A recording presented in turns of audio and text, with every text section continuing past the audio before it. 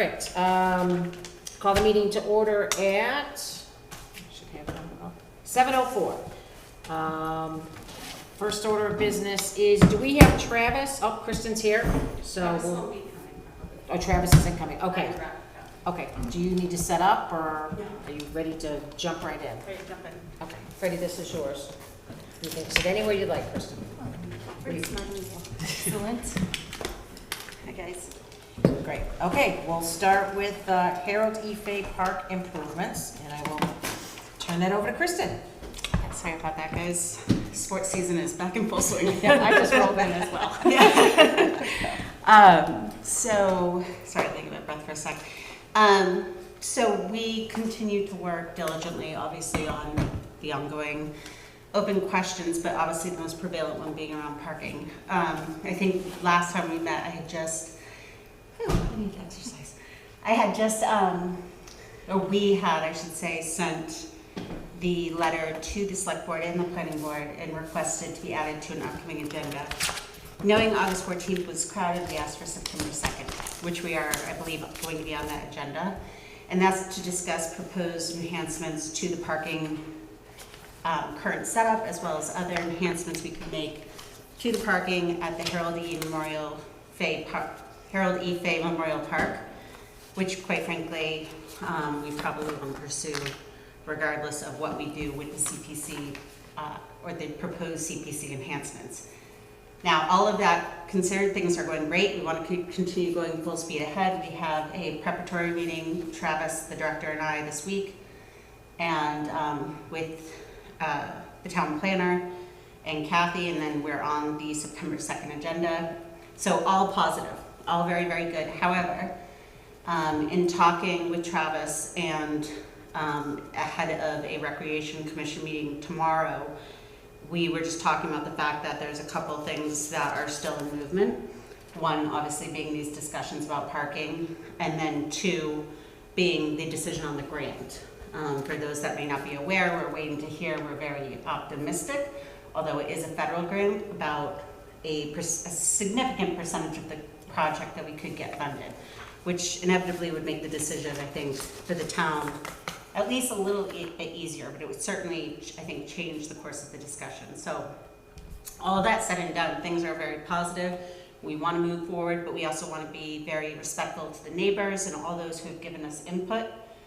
We want to come to the town with the best project possible. We want to make sure there's good representation there.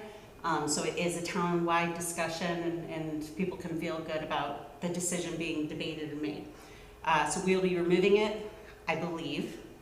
This is pending, I am the chair of the Recreation Commission. I have spoken with the director, Travis Farley. I've spoken with my vice chair, Don Dumont, and I'm going to be speaking with Christine. But we have a meeting tomorrow, at which point I believe we will be discussing all of this again in more detail if anyone has questions for the commission. But we think it's best for the town to just not put it on the fall special town meeting. There's really no incentive for us to push this. Instead, waiting for the annual town meeting, which would be our normal cycle anyways. And so really, as Travis pointed out today, we're just now realigning to the annual town meeting typical cycle. And we do want to be conscious of the fact that, you know, we are already past the deadline. So respectful also to the Community Preservation Committee, as well as anyone involved that has to do the work. You know, we do want to make sure we're providing enough time. Okay, well, thank you, Kristen. I think it's probably a good idea with the parking issue still outstanding, and town meeting probably going to have, lucky to make a quorum numbers. Exactly. It could take one person to railroad everything, and it's good to put it all the way through. And I think we'll just, as we did through the fall, we'll just continue the application. Yep. You don't have to. I don't think the committee may feel differently that you need to resubmit everything. We have all the documentation. Yep. Parking is really the main outstanding issue that we have. So, and our current application reflects what we're asking the select board about. And obviously, any major decisions would affect our application, anyways. Yeah, and I appreciate that the meeting's taking place. I think it's Thursday. The preparatory meeting is Thursday. Yes, with Kathy and the town planner, myself, and the recreation. So. again, I think it's a good point. We'll kind of go down the line. Katie, your thoughts? Yeah, and that's great. I support you guys and whatever you think is right. I'm guessing it doesn't, but does this impact the grant at all? Or are you guys still on a timeline for that? No, that was the major, honestly, it'd be a different story if we thought that the timeline would impact the grant. That is honestly one of the main reasons we feel okay with doing this. Great, Travis will speak more about it at our Recreation Commission meeting tomorrow, because Dawn had the same clarifying question that we, A, are within the time frame of the grant, but B, we had time to get the commitment needed from the town prior to getting the grant money, because that was a little bit of a question. So again, we'll be getting that all on the record tomorrow. But we would not be doing this if we felt like we were risking the grant. Perfect. Good question. Great. Claire, any comments, questions? Yes, Lisa, you wrote an excellent letter with a summary of the outstanding questions from the last meeting. Thank you. And I saw, I mean, really, that took a lot of time to put that together. And it was a great summary. I did see a response that came back. Was that kind of like an interim response from Rec? From Travis. I don't have it up in front of me right there.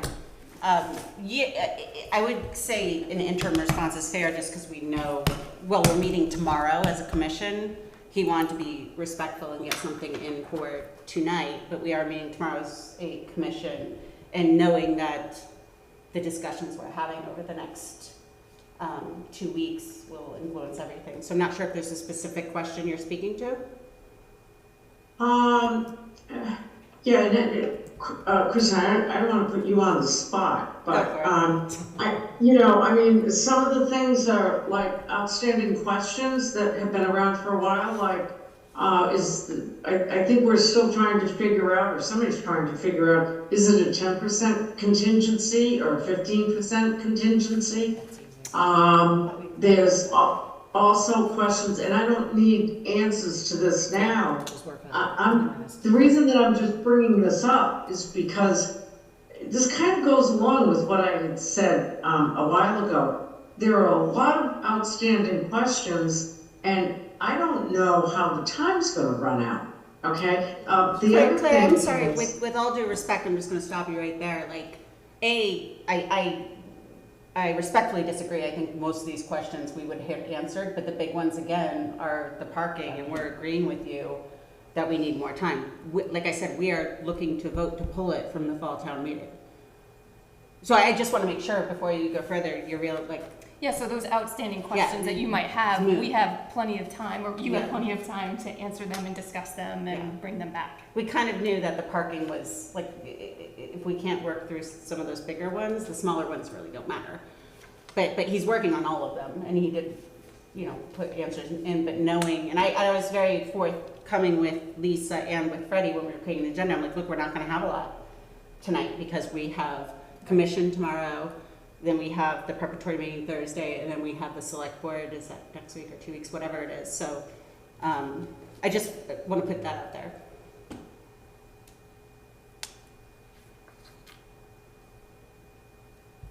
So Claire, if I can just add, Travis. I will reiterate the questions, Lisa, that you put out there, and what I think is outstanding. Okay. So these will continue to be outstanding, Claire. Some of these Travis answered already, so I think they were great, but So my question is I understood that the deadline was like right around the end of August. Has that been extended? No, that's why we're meeting tonight, is to go through the outstanding issues. Understood, yep. So for this project, yes, there's still a few outstanding issues, parking being the one, which is why Recreation is postponing this for now, because we can't get all these answered tonight. So I don't know if I'm answering your question, Claire. So It's okay. I'll answer it. Thank you. Okay. Well, I'm not comfortable leaving it there, because it seems like we have something unsettled, and I feel like there's a disconnect. I'm actually not okay just moving on. Claire, can I just ask, so your concern is that 8:30, and I'm sure your concern isn't just for one project specific, that there's a lot of outstanding questions on all 3 projects.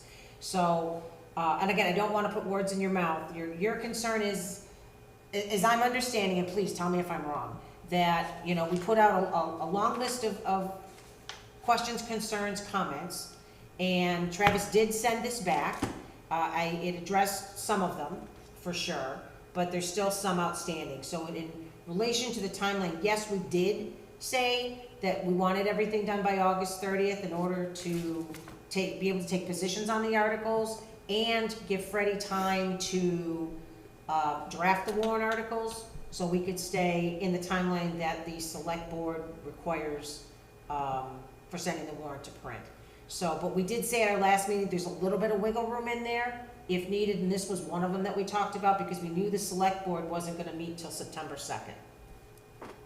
So tell me what I'm misunderstanding. I do not wanna misrepresent what you're saying in any way, Claire. I don't know how, I mean, there's only one way you can say this. I thought the deadline was at the end of August. I understand the September 2nd meeting, and then I guess the question to follow after that is there a deadline that CPC is going to vote on this, or is it gonna go down to the line at town meeting? So we pulled it. We're not putting the article forward. Rec is saying we got to vote formally tomorrow, but all indications point, and as chair I can say I'm fairly confident, we are not going to put this article forward anymore. We appreciate the leniency, but given the circumstances and the need that we're not going to lose the grant if we move forward, we really appreciate the fact that the town tried to work with us. If this was going to be the best decision for the town from a financial perspective to move this forward, we are appreciative that the CPC was giving that leniency. At this point in time, though, we don't feel the need to push those limits, nor anyone's time, and therefore it will not be on the fall town meeting article provided the commission's vote goes anywhere. So I just want to make sure that leaving this meeting tonight, there's no, I guess, open questions or concerns about the path that we're taking moving forward. Understood. So, and again, Claire, we did agree that we wanted the applications ready to vote on if we were going to move them forward to town meeting. You are correct. We did say the 30th, that's why we're meeting tonight. So, this one, we don't have to worry about that because we're not taking a position on it tonight. But you're right, we did say that, and that was our hope as we move forward with these Okay, applications. thank you. That was my understanding. Okay. Thank you. Yep. Grant?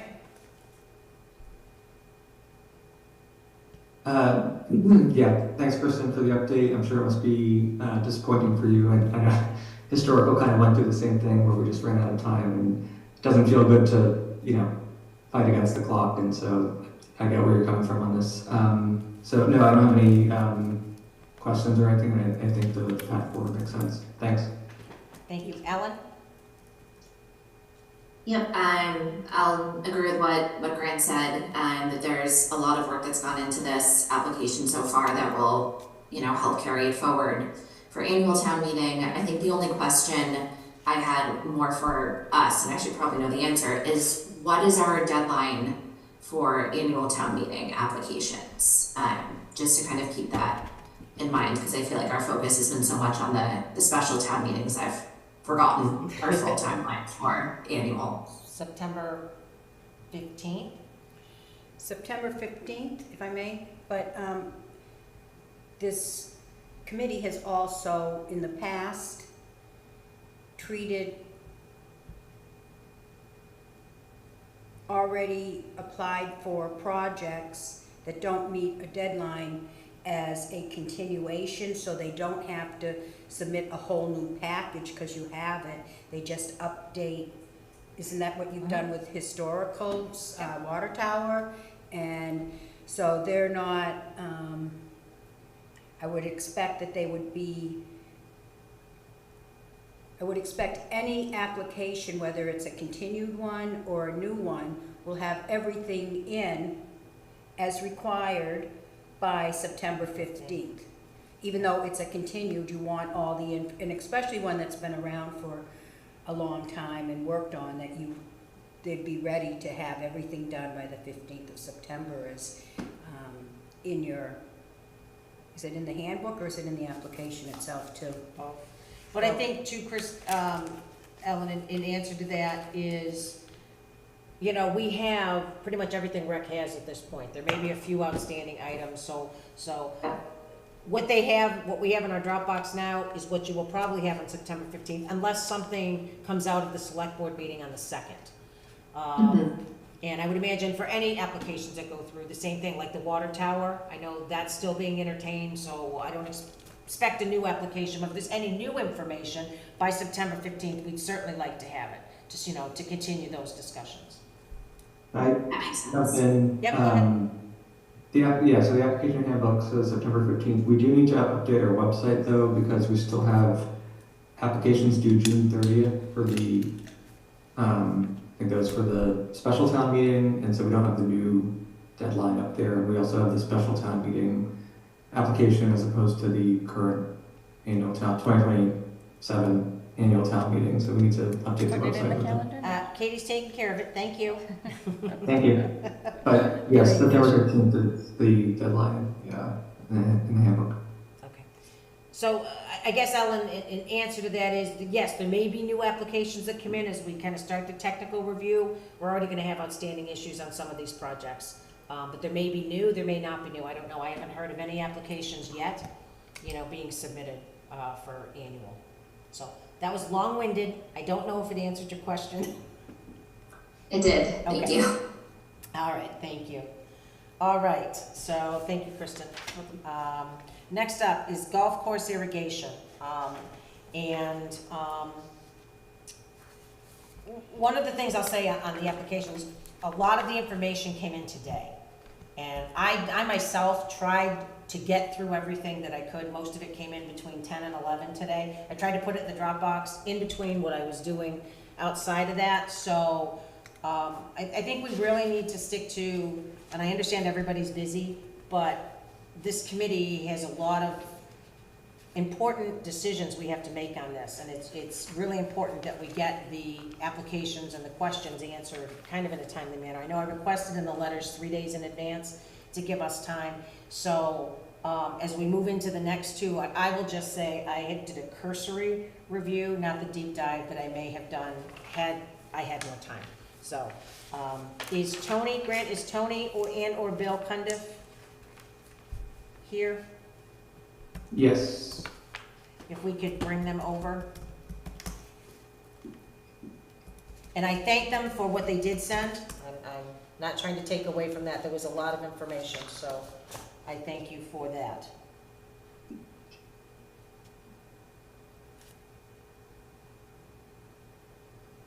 Hi, Bill. Good evening. Welcome. Good evening, everyone. How are you? Good, thank you so much. Lisa, this is Tony. Can you hear me? I can hear you, Tony. Thank you. Do you want to just go through and give us a brief update on Sure. some of what you and said? let me first apologize for the material all coming in today. That's my mistake. Bill was very timely in providing his information. There were a few other pieces of information I was waiting for. It only came in today, but I could have sent in all of Bill's things earlier, so I apologize for that, Lisa. Please, no apologies necessary. I think just as we move forward and continue working together, that we just try to, it makes it easier. Again, like I said, you know, I'm not sure that everybody I completely understand, and we will do Awesome. Perfect. All right, the floor is yours, Tony. Why don't you give us an update? So you sent a very thoughtful letter, Lisa. Thank you. And Bill and I worked to respond to that. Yeah. Most of the text came from Bill. And so if we want to just open up that document. Yeah. Grant, would you mind opening the one from Tony with that has the redlined answers? Not redlined, Yeah. red print answers, sorry. So I'll just walk through this briefly. Perfect. And of course, take all your answers. So we submitted a revised application. The revised application only changed in that the numbers changed. And I'll talk about that when we get to the application. Perfect, thank you. Bill, I'll let you talk about oh, no, so this next text was partly from Mark Purple also, so the opinion is that the town meeting from language from 2 years ago does not need to change. Okay, I actually went back and relooked at it as well, so it was pretty broad. It was pretty broad. It seemed pretty broad and pretty, great, so it didn't seem like it needed to change, but of course, if you guys think otherwise, then we should make a change. Yeah, no, why don't we take these one at a time, Tony, and if anybody has a question or a comment, they can just jump in as we go through these. Okay, great. Katie? Nope, okay. Claire, any questions, comments on this piece? On the question on the original scope? And No, I'm sorry, I just haven't had a chance to look at it. okay, so why the question was asked, Claire, just to give some context, was we wanted to make sure that the original warrant article, because we're adding the pump station, we wanted to make sure that there wasn't a conflict or that the scope needed to be changed in some way to what the town meeting approved. And this is just saying that no, that they've been looked at, and it was a pretty broad scope, but it was just a question that was asked, just for context. That's all that says, Claire. And Grant, did you have anything? I also didn't have a chance to review this, so Okay. that doesn't matter. May I? Yeah. I think another component of it is that the original warrant article had a sunset clause. Correct, I was gonna get to that, yeah.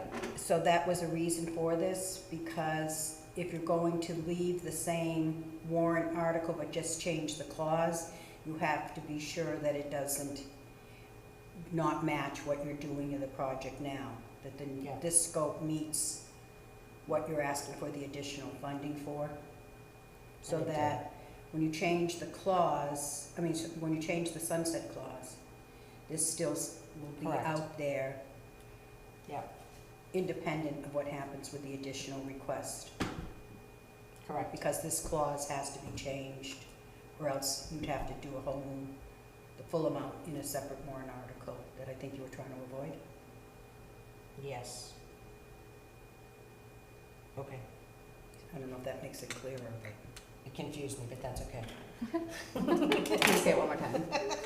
Just to make it simple, if the existing current project warrant The article 553, that was was approved. not going to be the same project that the new one is, the scope has changed, then you would have to close this out Open a new And one. re-ask, but, and then have a whole new warrant article for the full amount. But if it meets the requirements of what you're asking for now, the same scope, basically, except for you've added the pump. but there was nothing about a pump in the original article, it was very vanilla. It was, Right, but this doesn't, so this doesn't disallow the pump, right? correct, So that is the point, so that you can leave this standing, you just have, this Yeah. funding will remain if they change the date. If the date doesn't get changed, it goes away on January 1st. all right. Ellen? No, nothing to add. Thank you for running this by Mark as well. This makes sense to me. Perfect. All right, Tony, continue. The next question was the water bill responsibility. This is very simple. The golf club pays the water bill. I can't imagine anyone has a question on that, but if you do, just jump in. I don't think I need to go down the line on that, but. Okay, seeing none, continue. The next question was about SVT, and Bill, I'll let you make a few comments. Sure thing. I reached out to both the Conservation Commission, so this is really the next two questions. I reached out to the SVT and the Conservation Commission, and they both, when I say Conservation Commission, I mean the agent, and when I say SVT, I mean a representative from SVT. And they both thought the proposal was within the scope of the conservation restriction and would not have a negative impact on the original permit received from the Concom or the approval of the SVT. Now, that being said, they do caveat that with, we will need to follow up with a modification to the original approval for the appropriate boards to act on it. So just so I'm understanding, Bill, so SBT and Concom, we're good with the original project. So we're talking about specifically the stream boring and the lessened erosion controls, and so they're gonna have to officially meet and discuss that before they can sign off on that. That is correct. Okay. So, okay, I'll just, So I think, Go ahead. I We'll go think down I the line. have a question, and this might be a Go very ahead. uneducated question. Again, I'm just seeing this for the first Yep. time, so. What's the risk that we could face, I guess mostly financially, if we're looking at it from a CPA perspective, with, it's just what you just mentioned, boring under a stream and erosion control sounds big, or it sounds like risky, and again, I'm saying this with no education, so please educate me. I'm just trying to understand like the risks or the, So I know that question's not very eloquent, but it sounds big. Does it? Madam Chair, may I respond? absolutely, sorry. Okay, yeah, so, for clarity, the existing application, there were three things that we were seeking.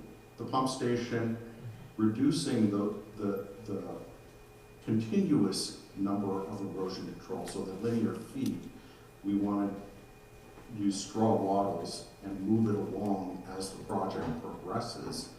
And then thirdly, go with borings under the stream crossing instead of open excavation, which was already approved through the Concom. So we're lessening the impact in that case, the borings, the stream crossing, that should be a no-brainer. The erosion controls, that's common from our consultant's perspective. He's done communities and irrigation systems throughout the Commonwealth that they reuse those erosion controls and move it along as the project progresses. And again, we'd have to stabilize the area before we could let them move on, but that's within their scope. And then lastly, the pump station, this is really a minor issue. It's integral to the operation of the irrigation system. We don't expect that's going to be an issue. It's not in any protected areas. It's up by Lattice-Walmer Road, so we don't expect that's an issue either. Okay. Thank you for that. Again, I'm digesting and learning as we go, so. No, and I will just add, Kristen, that if the committee moves forward with moving this to a fall town meeting, these are things that can be conditioned. If they go to Concom and Concom says, nope, you gotta do more work or something else, the approval is, we can make it conditional. And not speaking out my ear, Freddie, we can condition the project upon approval from SVT, sign off from SVT and Concom. Yes, okay, that was, so, Thank you, that's Yes. helpful. okay. Did you have anything else on that piece? No. Okay. Katie? No. Okay. Claire? Sorry, good, I'm good. Okay, thank you. Grant?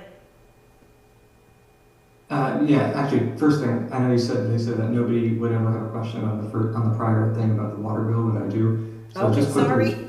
Go ahead. No, I said I didn't at the time. It says it's currently paid by Southborough Golf Club, which is the golf course operator. Isn't New England Golf the operator and golf club is the name of the Yeah. town entity, or am I getting that wrong? No, you're correct. So those are the wrong words, Grant. So you're correct. It's the golf management company that pays the bill. Okay, so it's New England Golf that's paying it. We can get that Just for fixed. clarity, we did check the mailing on the bill that we send out, and that's where I got that information. Okay, thanks. No, it was just because I think golf club is the town, that's Yeah. why I was, as opposed to the operator. Okay. Good The catch. only question I have on this is, you said that the pump station is going to be near Lattice-Walmer Road. I'm curious, based on other pump stations that, exist, what's the is there any noise generated with pump stations, or like would it be I guess yeah, There really is not. of neighbors and that kind of thing. Yeah, there really is not a noise level. I did include a catalog cut with what we submitted to the Concom and the SVT, so they have an indication as to what that entails. It's really a very small pump. It's not like we might think of a municipal pumping station. This is a very small box that sits on pad. If it's making noise, there's a problem and it shouldn't be operating. Okay, thank you. That's it for me. All right, thank you. Ellen? Thank you. I think just following up on Kristen's question and kind of understanding any risk here, it sounds like from your answer to that, Bill, that kind of these changes really kind of in the construction method are pretty minor, and again, please correct me if I'm wrong, because this is also new to me. So for example, conservation came back and said, you can't do the erosion controls this way.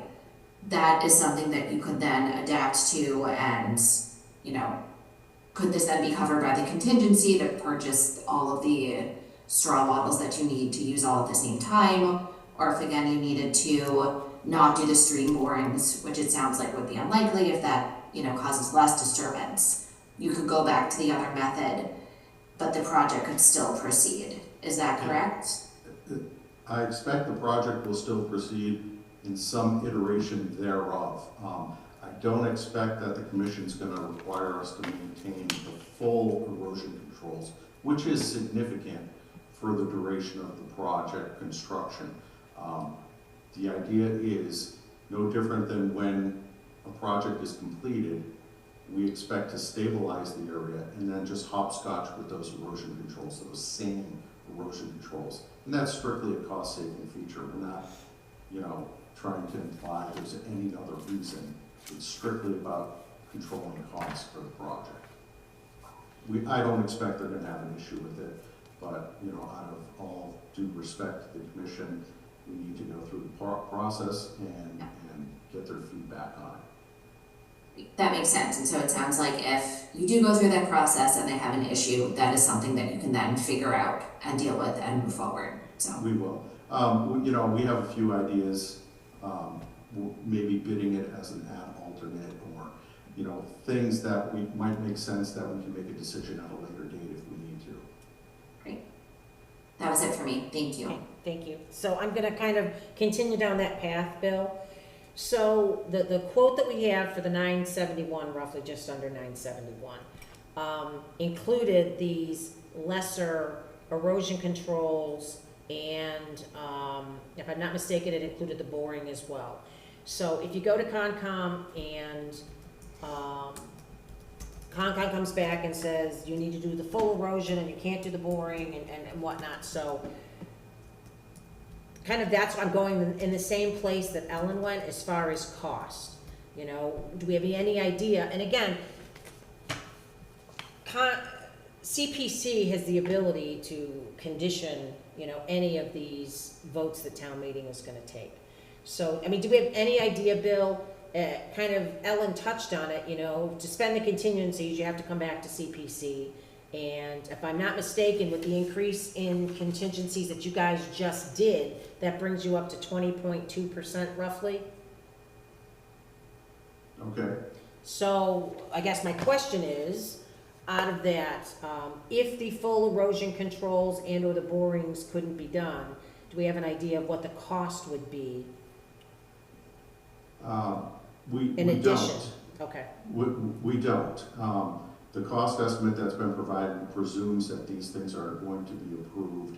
I see no reason they wouldn't be approved. Now, that being said, there's one aspect that we still have to discuss, Tony and the golf committee, the time of year that we'll be doing the work. Originally, we had planned on doing the work during the off-season, or as close to the off-season as possible. That actually increased costs for us, according to our consultant. If we do it during the playing season and kind of close sections of the golf course during the construction, we would see some savings from that aspect. But these things will be vetted out as we approach bid document level. Okay. I mean, obviously my concern is, Bill, that we go to town meeting with a solid number, you know, that we're comfortable in what we're asking, you know, the citizens of Southborough to support, you know. We hate to have to come back and, you know, find that there's not enough money once again, and that we need to, you know, once again, ask for more monies, that's all. So I just wanna make sure. I do get it, and what I would advise the golf committee at that stage is we seriously take a look at bidding it as an adult something, some component of the project, so we move forward with the major component. Yeah. And this is kind of a fatal scenario, which, you know, I'm sure is not gonna happen, but if it does, we'll then bid it as an ad alternate, so that we know the base bid will be under our fundable level. Right. We'll move forward with that, and then we'll do the next at a later date if we want. Just to clarify that terminology, so is that the same phase, adult? I haven't heard that before. So it's, Bill, how would you describe an adult? I don't wanna do this the wrong way. It's, you have a base. So if we put out a project to bid, we have a base bid, Yeah. which you This is kind in of feel addition. comfortable with, that you're gonna get pricing under. At times, you get a competitive bidding environment. You might get contractors shaving their prices down. So you can also do that alternate below the budgetary number. You do it as an alternate because you can award the base bid separate from the alternate. Or you can award the base bid plus the alternate, which would be the full scope of what we're talking Got it. about. Thank you. And my last question is, do we have any idea that the boring and or, I don't know how if the boring would even impact this, but as far as Audubon International standards, is this something that would fall within, I don't know, Freddie, maybe you can answer that. I know that when this was originally proposed for the original relocation of the holes, that how it's played out is that the Audubon International team, that the consultant is, the RFP for the consultant is to help build that and get it going. So there's lots of people looking at it, that they then communicate with the officials at Audubon International to make sure. So it gets a look-see, if that makes sense, to make sure it's in compliance. So would the boring piece even enter into that? You're disturbing soil and you're disturbing water resources flowing over not disturbing them, but having an impact. So they look at it all, yes. Any construction, soil, sediment potential, anything that can impact the water quality, the habitat, that's all looked at. So maybe, again, this is just a suggestion because, again, I know Audubon's still hanging out there as a past project, and I'm not trying to throw any monkey wrenches in, but maybe, Bill, this is something, I don't know who, Freddie, you, whoever, could just reach out and simultaneously, you know, as you're going through the Concom process, just to make sure that, you know, before boots on the ground, that, you know, we're comfortable that, you know, this falls within the guidelines of that as well. So nothing for today, but. So the RFP is written specifically to have the consultant do that work and advise. Okay. On looking at the whole plan, and it's not going to be something that, So it's something that we don't have, so that will be done, and this is my only concern, it'll be done before boots on the ground. So it's something that could be simultaneously done with town, say town meeting approves this, and, you know, then they're still going through the Concom and the SVT process. The Audubon International process could also take place at the same time. yeah, they're Okay. looking at. That, Yeah, and I don't want to speak out of school, but the report that the Audubon International had back in from 2019, Yeah. the compliance has more to do with the usage of the system as opposed to the system or how it's input. So it's more about what time you're going to have the water go, how often, where it's going to be pointed. So that's going to be more on the management company. So from what I've heard from being Concom agent adjacent is that this is kind of a no-brainer. We're actually going to enhance the whole ground. It's going to preserve and it's going to help with water usage. So, And that's great. I'm just looking to check a box, Katie. I don't wanna, just go through the whole process and then have Oopsies. Audubon say, oops, you know what I mean? So I think knowing that it all can be done simultaneously is a great thing, and it probably will be a no-brainer, but I just wanna make sure that box is checked because the Audubon has to be completed. And I would say, in addition to how Katie just put it, it also has requirements for like soil and water monitoring during construction. right, which I And- think I've heard can be done Yeah, pretty easily. Yeah, Right.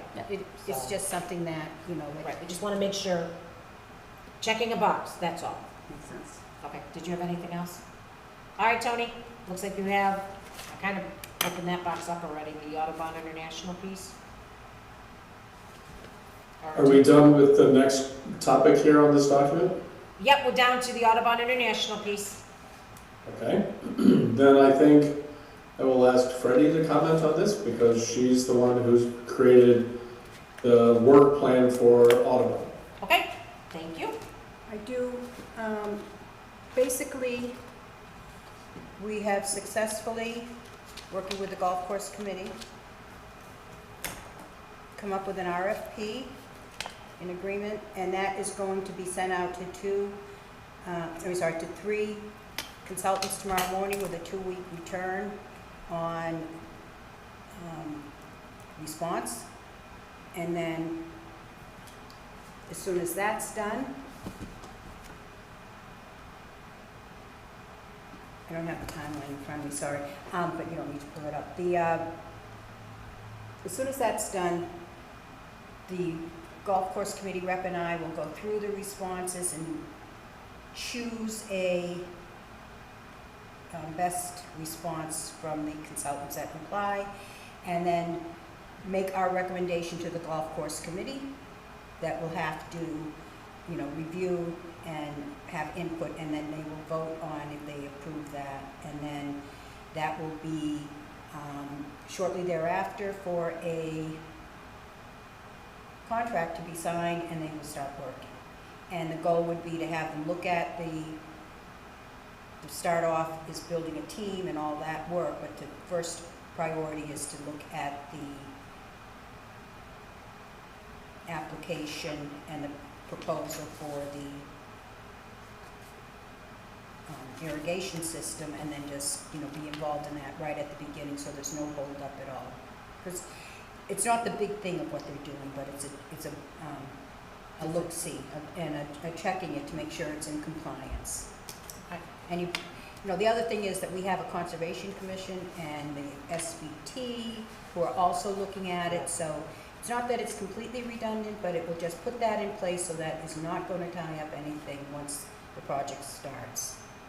Is that your understanding too, Bill, from what I've communicated? Not Bill, Tony, from what I've communicated with you?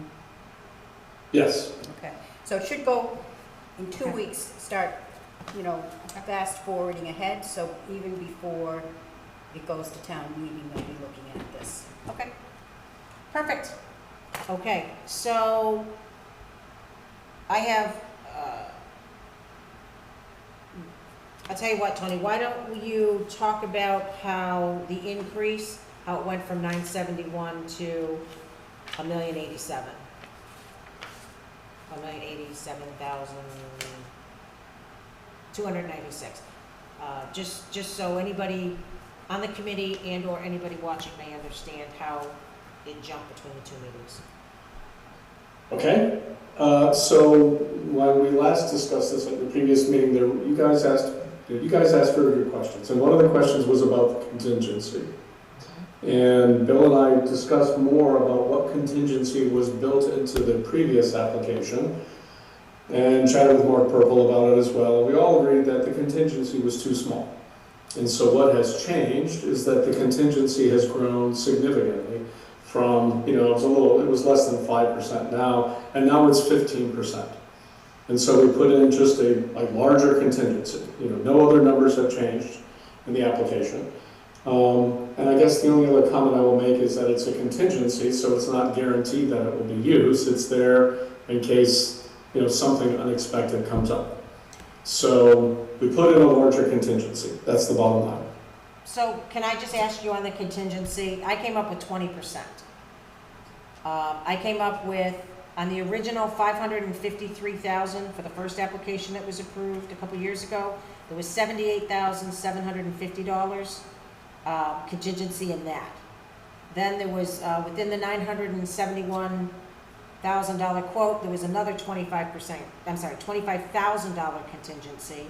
And then with the addition of the 116 that we've added on to the previous application of the 317, bringing it up to, 433. So I come up with a contingency of $219,750, which is 20.2%.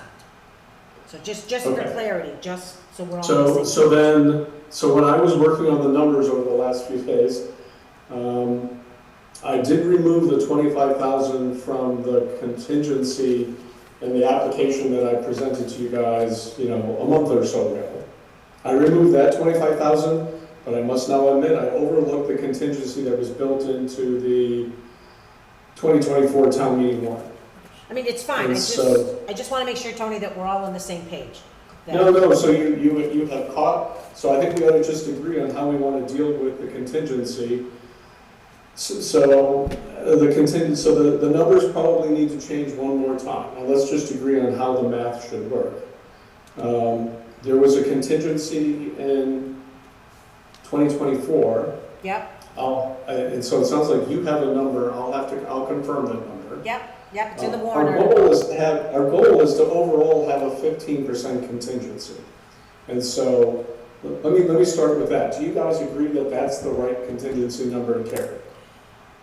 Well, I guess, let me ask you, if the boring and the less erosion controls, can't be done, Bill, is a 15% contingency potentially enough to cover having to change the project a little bit for the erosion? Yeah, Tony and I discussed this back and forth over the last since the last meeting.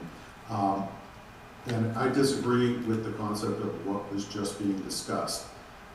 What we have before us is a project cost estimate that was prepared by our consultant. Our consultant carried a 2.5%, 2.6% contingency in his estimate. I'm not talking about what was approved at town meeting previously or anything like that. This is just his estimate. So let me ask you, So- Bill, that's on the $970,000 quote, there's a $25,000 contingency, that's what you're speaking to? Just so we're That's on the same correct. page, okay, yeah, That is correct. That's 2.6% Okay, of the yeah. project cost. We didn't feel that was adequate. Yeah. So we looked at that number and said, on a project where you have below grade work, excavation, you don't know what you're going to encounter, the industry standard is carrying about 15%. For building construction stuff that's pretty fixed above ground, where you don't expect any unknowns to occur, usually you carry 10%. But for a below ground project like this, 15% is a good number to carry. okay, So we basically just backed out that 25,000 to yeah, 2.6%, increased to that to 15%. so the 78,750 from the original 553 that was approved is not built into your 15% number we're just talking about? Correct. Okay. So, That would be part of the base cost at this point.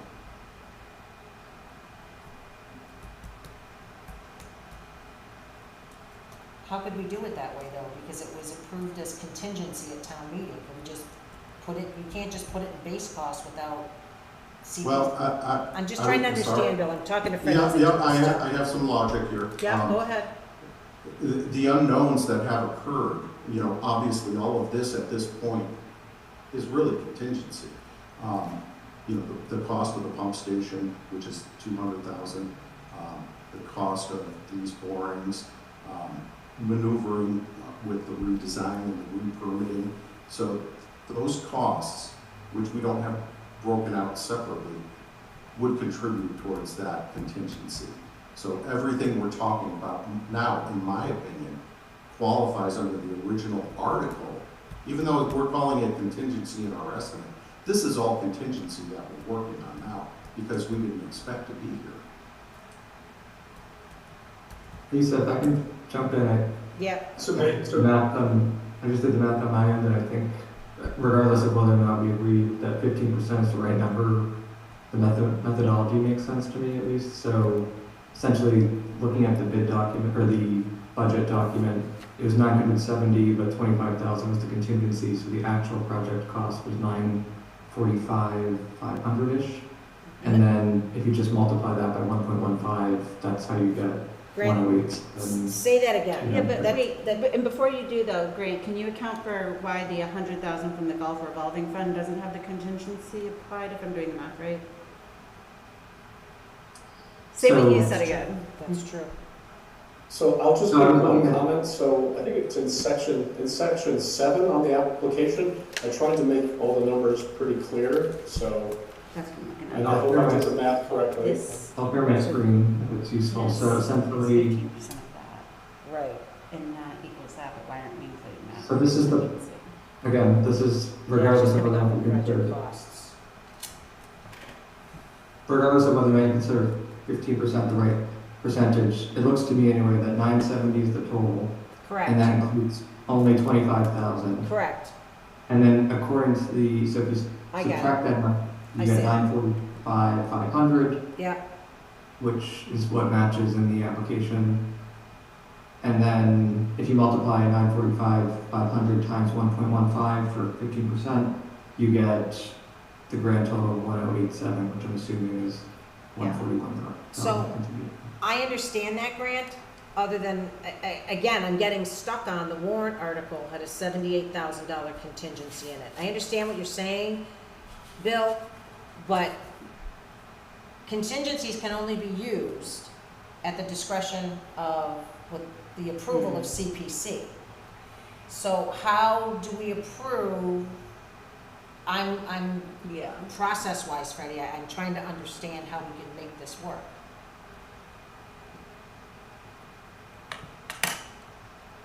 I don't want to be flip, but you can always make it work. It's just how, Well, that's the It question, happens. how, this is a lot to have in a discussion in a few minutes. You know, look, these documents just came in. The existing contingency, unless you get rid of that warrant article, is an existing contingency as written in that warrant article. yeah. Unless you want to close it out, take all the funds back and ask for the full amount. So that's I contingency. don't wanna do that, right. You don't want to do that. Well, And yeah, for the new project, and I don't understand, which I'd have to have more information on, taking a contingency and making it a base cost, because what the CPC has always requested, and this has been on construction projects in the past, is you have the full amount of whatever you think, or not think, but have done your research and got your quotes, what the project's going to cost, and the contingency is not to be part of a base cost, but on top of that, above and beyond, in case something extraordinary, unexpected happens, so that the project doesn't, can't move forward after you start it, you know. So one thing is, if this is the base cost, then are you looking for how we look at contingency as additional funds on top of that to be requested so that you have your contingency because you have never gone to town meeting? contingency is part of the base cost. I don't know, you Yeah. haven't done that, and So, it might just be terminology, and the only, if you expect to use it, it should be part of the cost, and if you don't, yeah, it's only a simple meeting with the CPC. When I say simple, they meet They vote. and vote. Exactly. You tell them why, and unless it's, you know, something unacceptable, and they meet in a timely manner, they don't like wait for you, make you wait for their next meeting in a month. They will schedule it as soon as possible if it's needed. They will, in the history, past history. So let me ask you that, in looking at this project as a whole, what is your suggestion, recommendation as the consultant? What do we need to do cleanly to bring this forward? What is your suggestion to bring it to a fall town meeting? Well, you have your funding contingent upon Yeah? the approvals from Conservation and SVT and review by the Audubon International. Yeah. And then for the contingency, I'm not in a place to understand base cost versus contingency. So whatever the base cost is, whatever is contingent upon, above that, take out the contingency from the first warrant article and add that to the second. add what more is needed as a contingency to the new, I'm not saying this well because I hadn't thought it out. And I You put you on the have spot, contingency already, I'm just gonna make up a number. Pretend the first contingency was $50,000 and the second contingency, the total contingency needed, I'm just making this up, is $100,000. You're gonna add another $50,000 onto the warrant article. I know the number's much bigger, but, so that you come up with the total amount of contingency for the whole project that is required. And if that means reducing the base cost because you're including contingency, we've never dealt with that before. So on this second piece, so contingency aside, the contingency is what do we have here? 116, Bill? Does that sound right? The contingency on this, roughly 116? Or is it Yeah, I mean, 126? Tony did the final calculation, let me see. Hold on. All right, I'm just trying to, again, thinking of the contingency piece.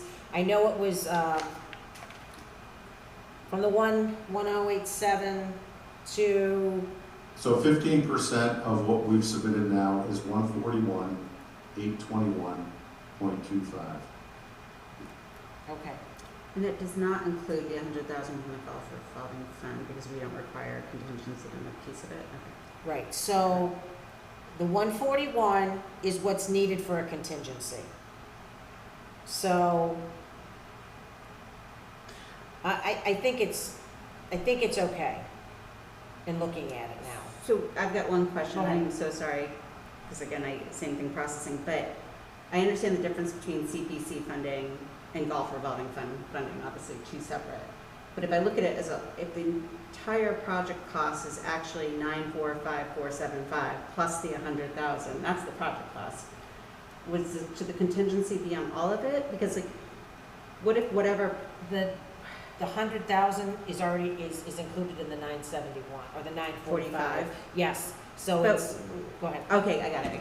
Yeah, so they're only Okay. asking CPC for 845, whatever that number would be. So, right, And then the contingency would be on top of that.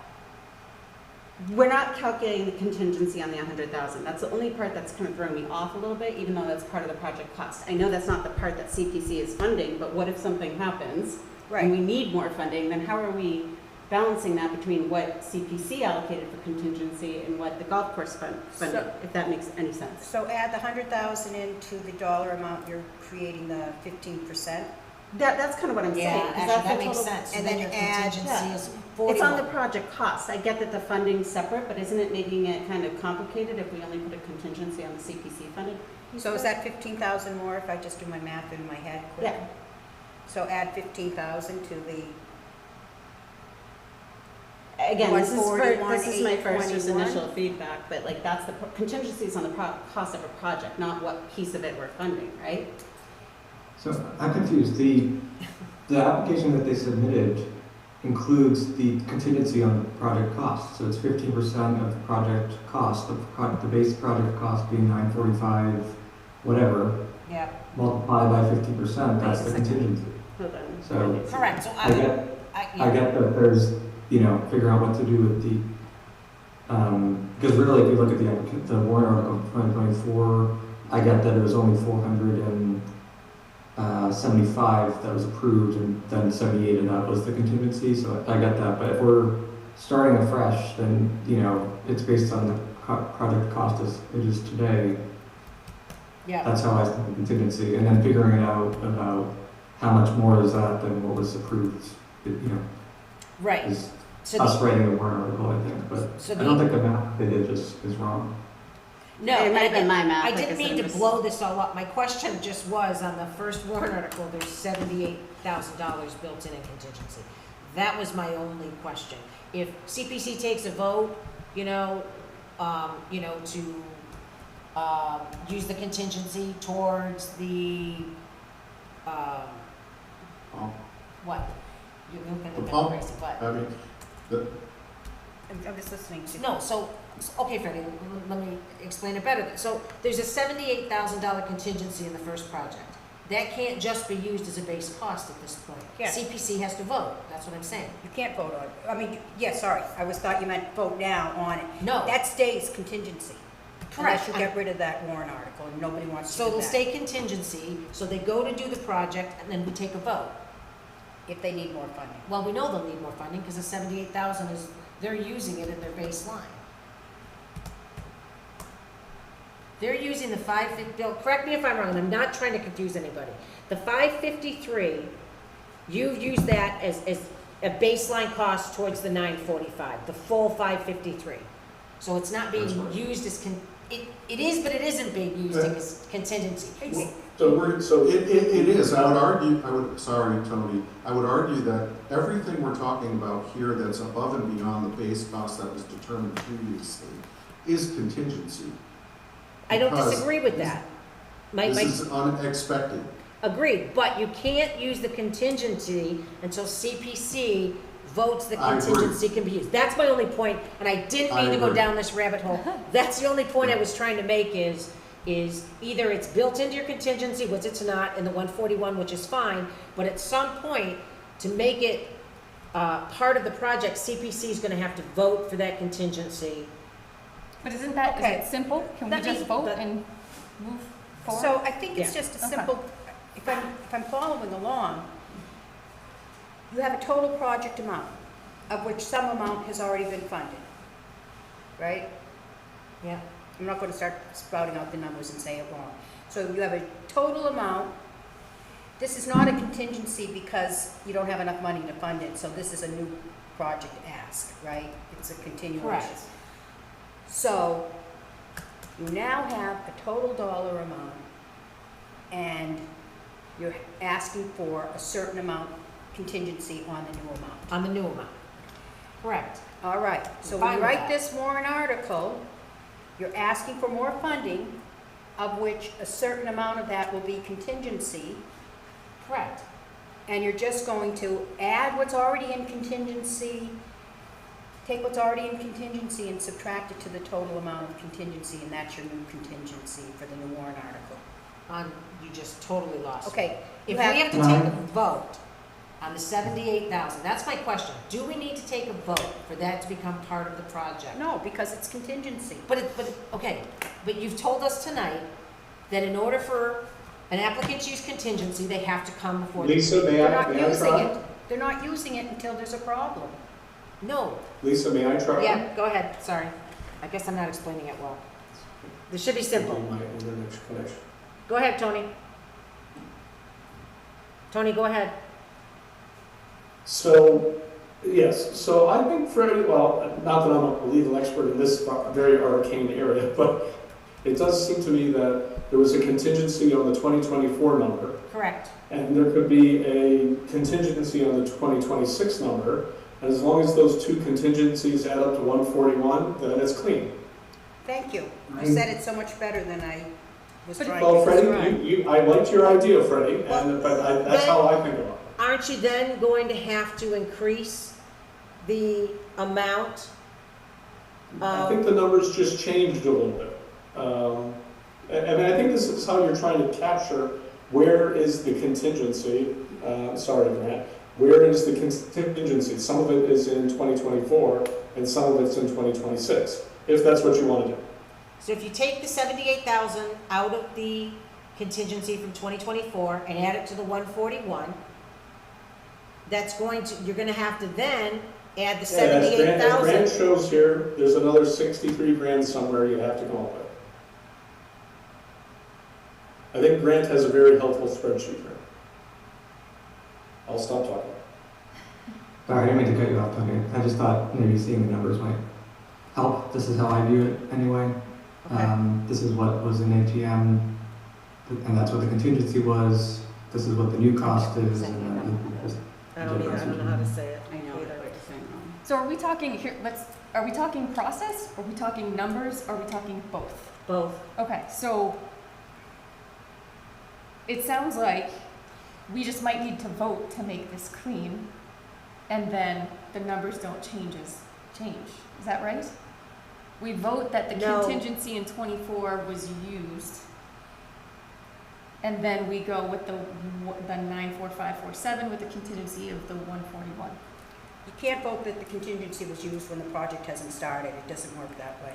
It's That gotta- was my first question. I'm just trying to make it figure out. simple. I know. I'm seeing it as very simple. You have a project, the cost has increased, and there's a new amount of contingency needed based on that new cost. So you have a new dollar amount for the project and a new contingency amount based on the new total price.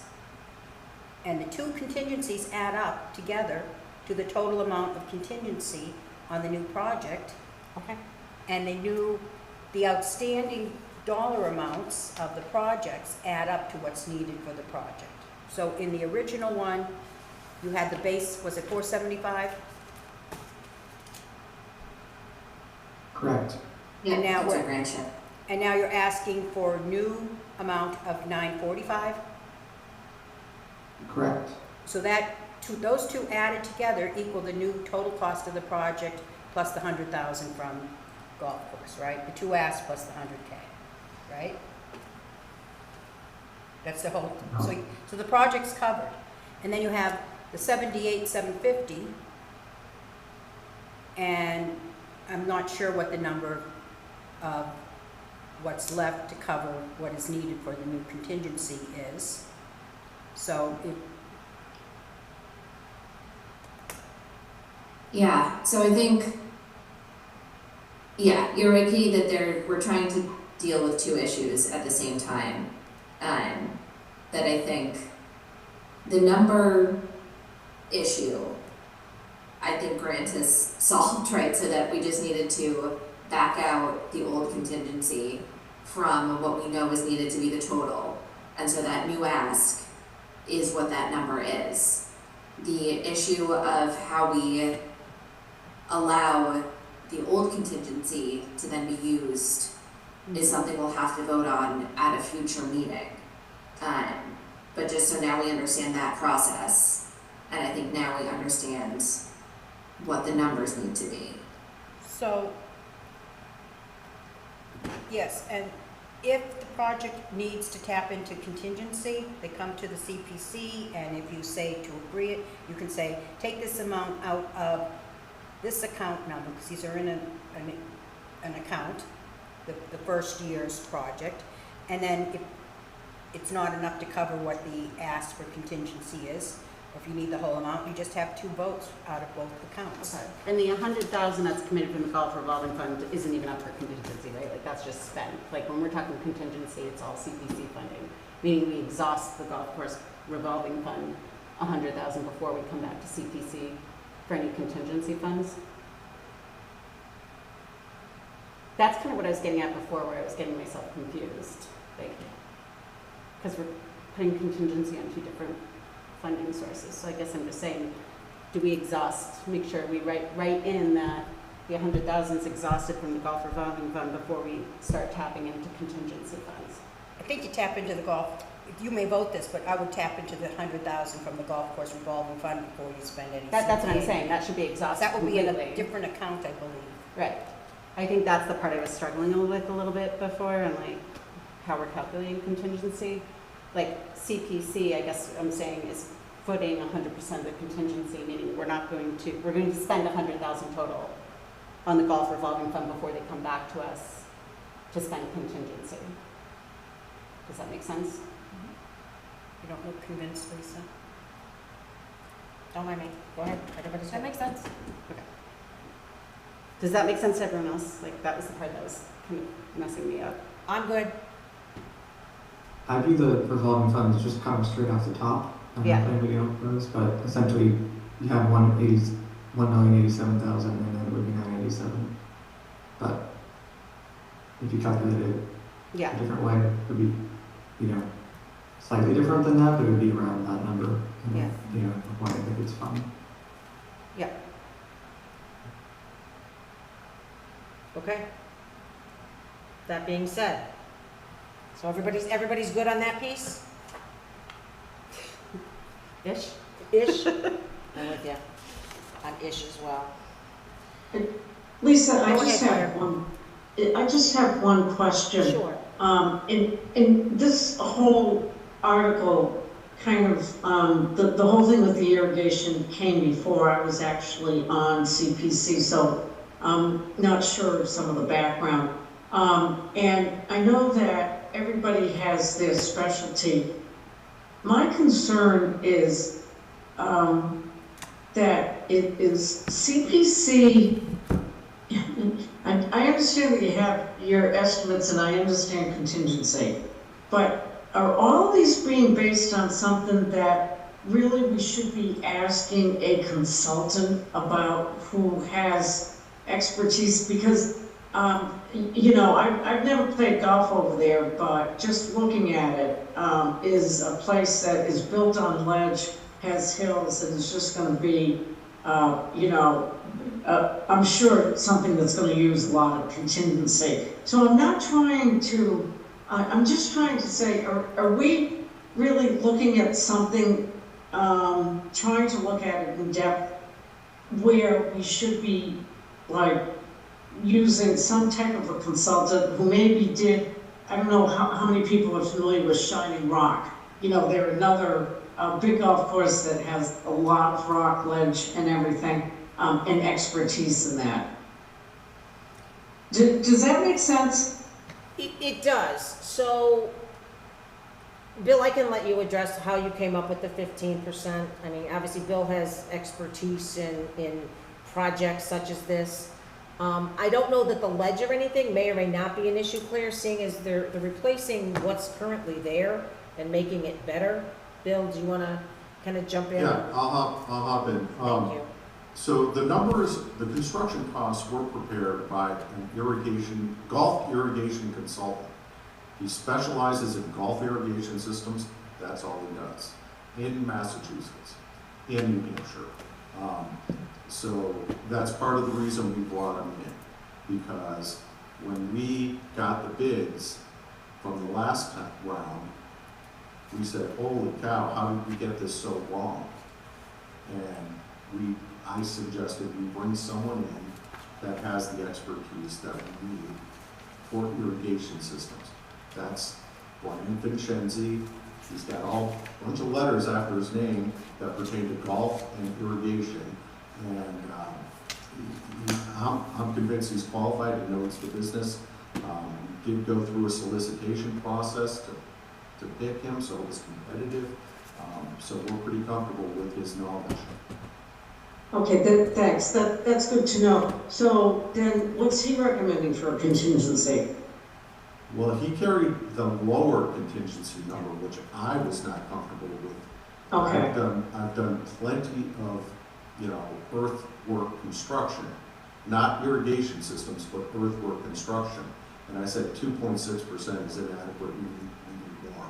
I didn't touch the other numbers because I don't have that expertise. Okay, thanks. I didn't know that work had been done. Yeah. Okay, thank you, Claire.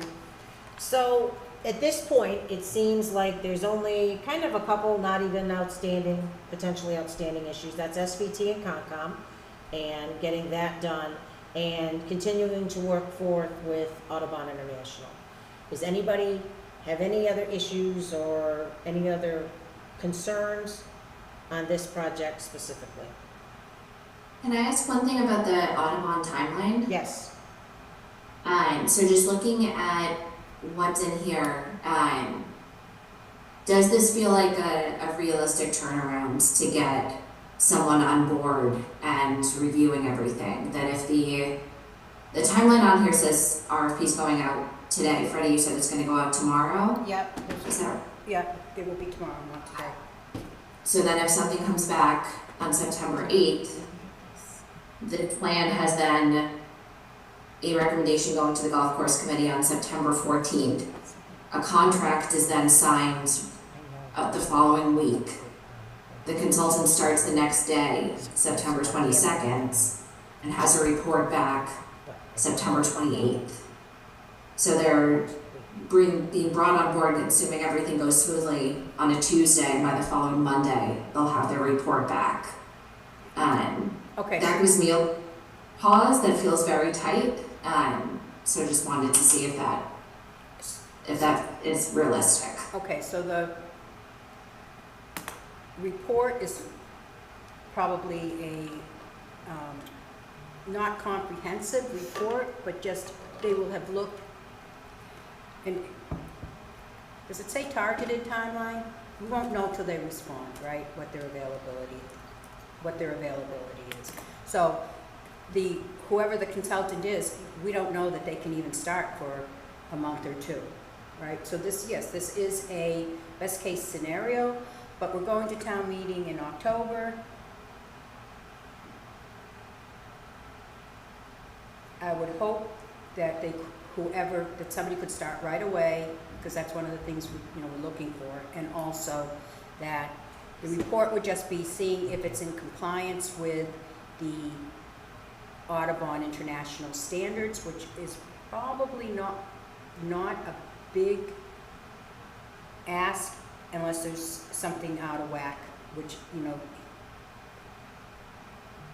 Bill has already spoken with Melissa at Conservation, so that should be,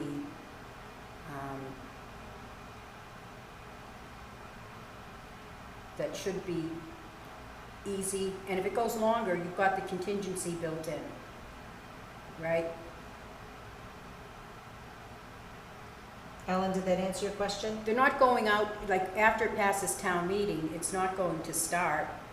It's still gotta go to conservation. So within that whole timeline, that would be what we would be looking at, a consultant being able to meet those requirements. The first week is just to start up and look at it and give it, thumbs up or thumbs down if it's within the Audubon International Standard, which I'm not aware that would take a long time.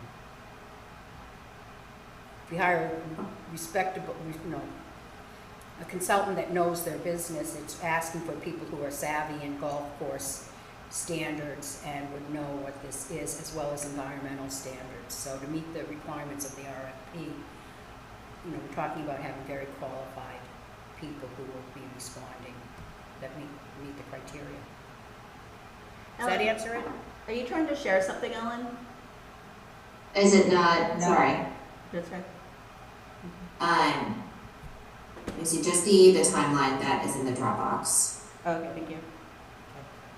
All right, are you good, Ellen?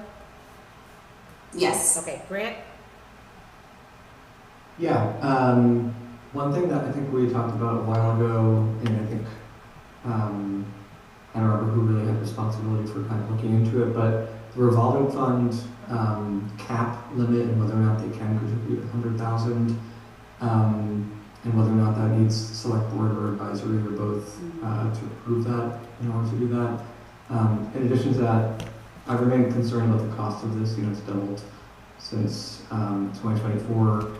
I would be interested, I know that, and I've mentioned this in prior meetings, but with a larger contribution from the revolving fund, especially if we have to increase the cap anyway. I believe there was a $201,000 balance for items that that are reserved for other things, and we've heard from Golf Course Committee that this is kind of their top priority, so if they can kick in another 100,000, and get around the revolving fund limit, I think that would go a long way to kind of reducing the CPC cost as well, so that's something I'm interested in. So Grant, I did have a conversation with Kathy Cook about kind of the project as a whole. And there is going to be, and Tony, you may jump in, they're planning on a larger capital project along Lattisquama. I'm not sure what the project is, but it's going to utilize a lot of the monies that are currently in there. So at this time, the 100,000, and again, this is just a conversation I had with Kathy, 100,000 is really all that can come out of the revolving fund now with current and future capital that they are planning. Well, I would argue that this is future capital that they're planning, and we've heard that Okay. from golf course committee themselves, that this is their highest priority. And so I would argue that, you know, this should be the highest priority for allocation of those dollars, if that's the case. And I think at a minimum, I actually agree with Grant, but I also would say that where the town's gonna wanna know what that list is of what else. Like, And that's fine. Yeah. They're sure that they can supply that. I just think that, I don't wanna impede this project at all. It's already doubled because we're trying to make it work. As someone who uses the golf course and knows and has seen over in the treasure collector what the golf course brings in, this is only gonna help the town. And no matter how we fund it, as a resident, I am 100% going to vote for whatever CPC monies we need to do to get this done. Because it needs it over there, it's gonna help save money, and it's gonna bring in more money. So I know we're getting into the weeds, but I think however we can make this happen, I think we have a responsibility to the town to make it happen. Yeah, I think we want to make it self-sustaining as well, and this is a step towards doing that as well, so. Right. Thank you, Grant. I mean, any other thoughts? My thoughts? No, I Sorry. think I just want to thank Bill and Tony for bearing with us through all these meetings. No, absolutely. So we'll kind of go down the line, So, ladies. so Grant, let me just say, and I'm sorry about my Wi-Fi connection here, but you guys have asked a lot of good questions. And again, I'm sorry about, go ahead. I think, Oh, I didn't say anything. Go ahead, Tony. Yeah. it's a delay. Okay, so let's kind of take a minute and kind of figure out where everybody's at as we look forward to, look towards a fall town meeting. Me personally, I think with conditions put in place, I'm comfortable with this, knowing SVT conservation. I think it's a project that the longer we wait, the costs are only gonna go up, as we've seen from everything else. I understand exactly, Grant, where you're coming from. I'm comfortable. I'm comfortable with seeing that there is a contribution coming in, and knowing that, you know, there are other projects that need to be done to make it sustainable and safe as well. So that's kind of my 2 cents. Kristen, did you want to add? No, I'd be interested in, to your point, just what those contingencies are, just making sure that we have a really solid article going into Yeah.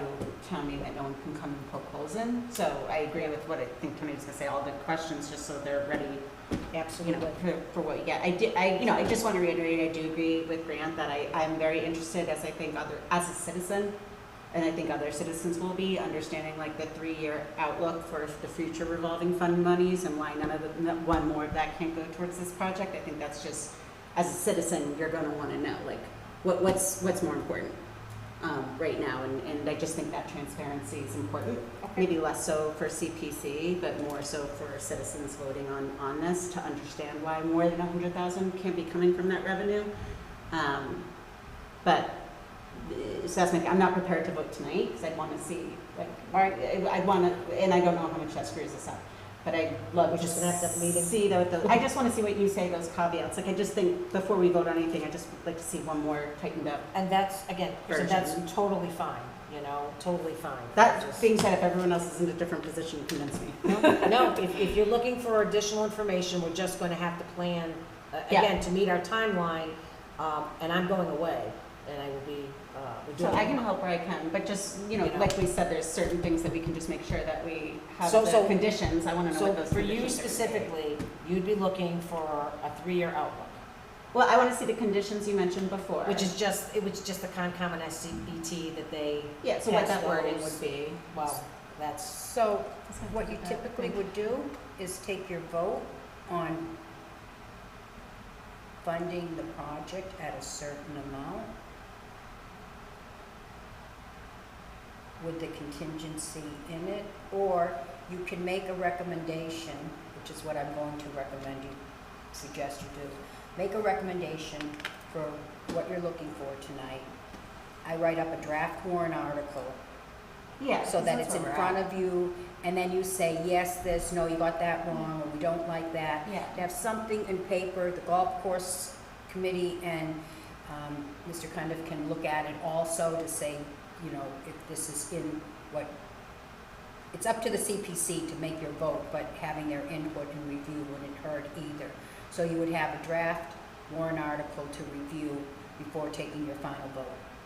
And then you, But I would be much more comfortable with that, only because tonight was a great conversation, Well, lots of information, but Too like, much information. like still all kind at of once, digesting yeah. what then I that get it. means, changes or doesn't change, maybe it doesn't change a thing. All right, so The 3-year summary I would like to have, I don't think that's as necessary for the It's not. article, like What's it's, a they're 3-year two separate summary? things.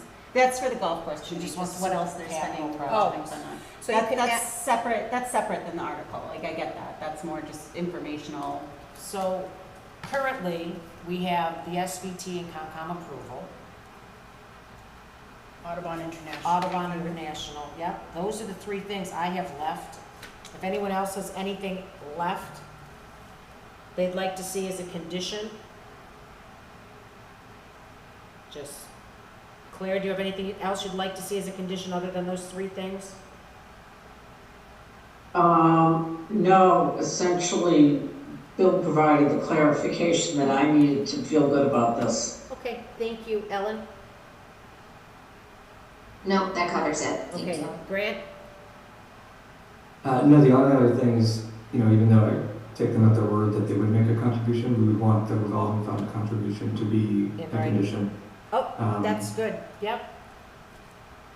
So did you But, get that? and then just in terms of the earlier conversation, I'm all set with questions, so if we did want to vote, not on final warrant, obviously, but to proceed or not, not Okay. to proceed, I would be fine with that. So I think where we're at is Kristen would like to see the 3-year outlook. Freddie will draft the warrant article, and then we'll meet again, and then we'll take a position and vote. It seems like we're all moving in the same direction anyway. I'm not hearing anybody saying no. So what else do you need from us? Nothing, I just will go over the numbers, and I just want to be, I don't dare say, confident that we have agreement on the contingency is not part of the base cost. For Correct, how we write the warrant article correct. is. Tony? Bill? I don't know if Tony can hear you. Say that again. Tony, did you hear me? No, I'm sorry, I have a bad internet connection here. Okay. Tony and or Bill, she'll repeat it. The only final thing, I want to be sure that we're writing the draft with the contingency is not part of the base cost. Because that's how the CPC does it.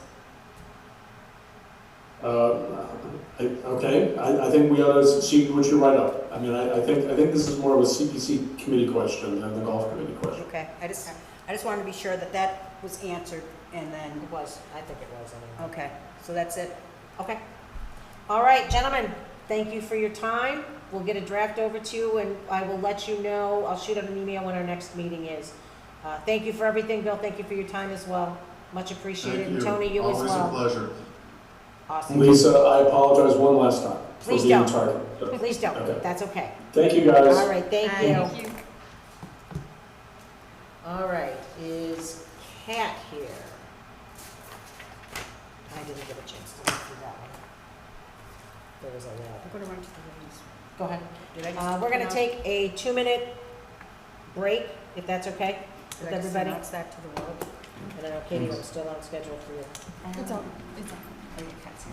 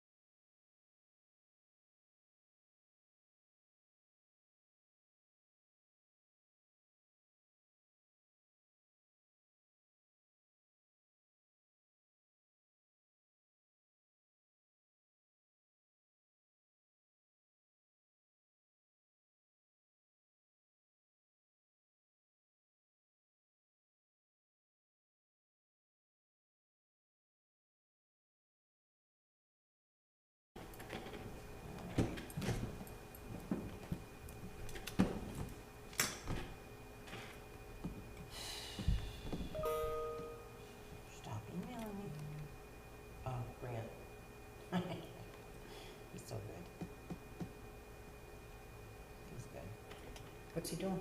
No, he just sent me the spreadsheet that he did.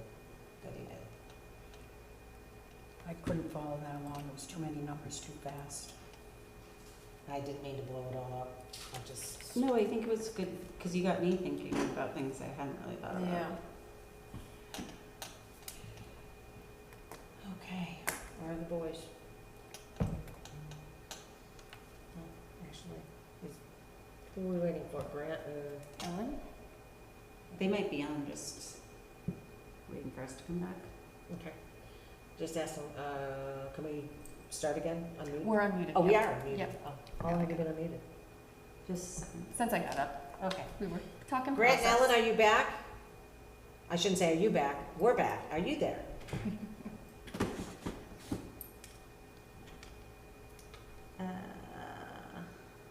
I can't invite Kat. I think only Grant can. As soon as they come back.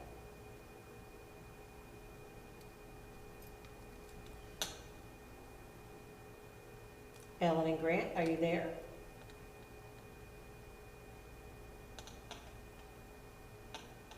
Yes. Okay, thank you. Ellen, are you there?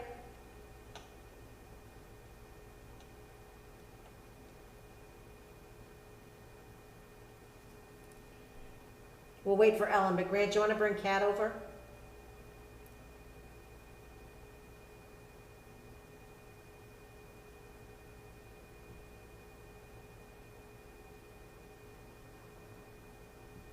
Is Ellen still on? She's just not there. Oh, there she is. There you Hi. are. Hi. Awesome, thank you.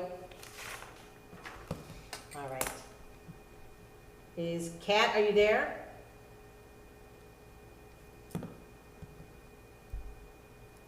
Did we lose her? Oh, she hasn't been brought over. Oh, Grant, will you bring Kat over? Yep. Sorry. She's in. Good evening, how are you? Good, good. It looks like my video might not be working, but can you hear me? We can see you. We can see you. Oh, So, you can see. Okay, I can't see you. we got a lot of information from you, Kat, today. So I'll be honest, I've only been able to skim what you sent over. So do you want to take a few minutes and go through, you know, some of the information you shared? I'm sure I'm not the only one that hasn't had time to go through it. So what would you like to go through? Do you want to do your red line to your application? Do you want to, what would you like to go through? Yep, I think we can start with the application. Okay. So essentially, starting with your letter, also, you have some items in here that you wanted us to address. Yep. So starting from the first bullet, any changes to the project scope, design, budget, elements of the proposal that should be reflected in the revised application. So essentially what we did was included a quote, updated a quote for the project services, the project management services that we were asked to add to the application. And as a result, changed some numbers. It just went down about 5,000 because our estimate was 40,000 and the quote came in, I think, at 34,000, 34,800. Yep. So that's how the numbers changed. So if you want, I can share screens and go through the red line. All right. Great.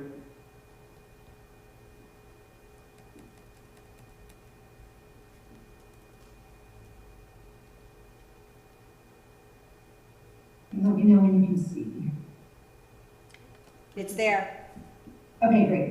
So I'm gonna just take it from the top. You can see where I changed the funding request to 466 from 471. In the summary, there was concern that it wasn't clear enough that the ADA wasn't part of the second part of this initial scope or this project scope. So I made clear the parentheses here that the overall background describes the entire project, and then the 2026 CPA project overview below describes the project for this funding application to help make that clearer. Also making a note when it says 2026 CPA project overview that this section describes the specific project components for this funding application, so it's crystal clear. Okay, Next page, these numbers just changed based on the numbers that I mentioned, so whenever the budget changes, all of these change. So this application request approved to, this basically goes through the same thing that we did. We're stating that the 211 was the original quote, the 44,600 was from this phase one, and that the new funding request is for the 210 plus the two above. I did note, after I looked at this again, that this section appears to have been duplicated another time just further below, so I'll need to just remove that duplication. It wasn't intended to be that. I did a little bit of change on why the project changed, just to make it clearer. Same thing with the prior CPA investment. This just kind of tries to make it clearer what we have, you know, by using additional funds that we had already had, we didn't have to tap into the original phase one and phase two.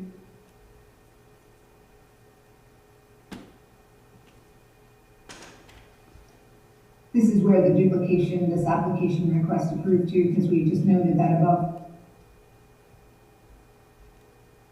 We specifically note if a Mass Trails grant is awarded, the grant fund will reduce, but if it's not, then we'll use the CPA funds.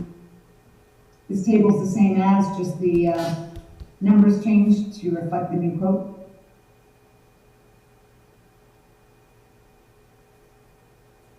Nothing really in the project goals change except from final to next phase, because Lisa had commented on that. Sometimes we use next, sometimes we use final, and we're trying to be clearer about that.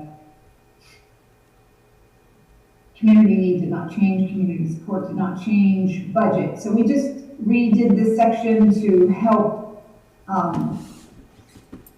explain the 65% cost of the bridge, make that a little more clearer, and how we added the 20% escalator to the cost so that people would understand where we came from. This, the budget table here just added the construction phase project management costs at 34.8 where it was 40,000, and modified the project total, reduced by 5,000 roughly. This looks like a duplication, but let me just check the PDF, because sometimes it's hard to read a red line if you, yeah, it looks like it just got duplicated in the red line. It's fine. Let's see, funding, this thing stayed the same. I just modified the table here. These timelines really remained the same. It was just, we added one clarifying piece. You can look at that and tell me if you have any issues with it, but not much changed. Implementation changed.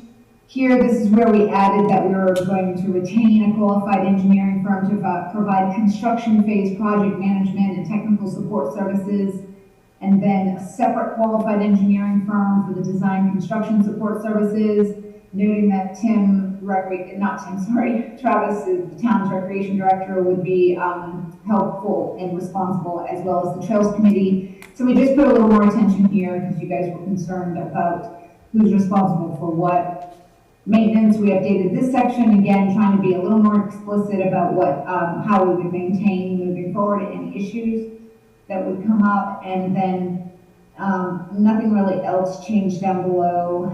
You had requested in your letter to include the MWRA letter, but that was already included in the last application, so all the support letters are current. And so that's the application. I can take questions in a minute, but I wanted to explain one thing. One of the things you wanted to understand was why not use an OPM, an owner's project manager. So I'll clarify for the committee how one is different from the other and why we chose to go with a construction phase services. So an owner's project manager typically provides comprehensive oversight from planning and design through construction. Under Massachusetts law, the statutory OPM requirement applies to public building projects of 1.5 million or more. For the Peninsula Trail project, much of the design and engineering is already complete. Rather than a full scope OPM, the Trails Committee proposes a construction phase project management focused on contractor coordination, schedule, and progress monitoring, site visits, payment and change review, and project closeout, supplemented by separate engineering support and town committee oversight. When I spoke with one of the companies that we got a quote from, to help explain the difference between the OPM and the project services manager, and he provided a great analogy, if you're building a home and you want to be completely hands-off and have your contractor do everything, make all the decisions, and just show you and develop, give you the house at the end, that's really what an OPM will be doing. Versus if you want to be involved in some of the design and decision makers making, they will bring to you some of those questions and you'll be involved in that process. So we were quite comfortable proposing the construction phase project management services, and we don't need an OPM for this project. So happy to entertain questions. Sorry, can you say that last statement one more time? Yeah, the one that said we're completely comfortable using construction phase administrative project manager versus an OPM, Yeah. or the analogy. No, that last piece, you just said it. Okay. Okay. Sorry, and can you just reiterate why?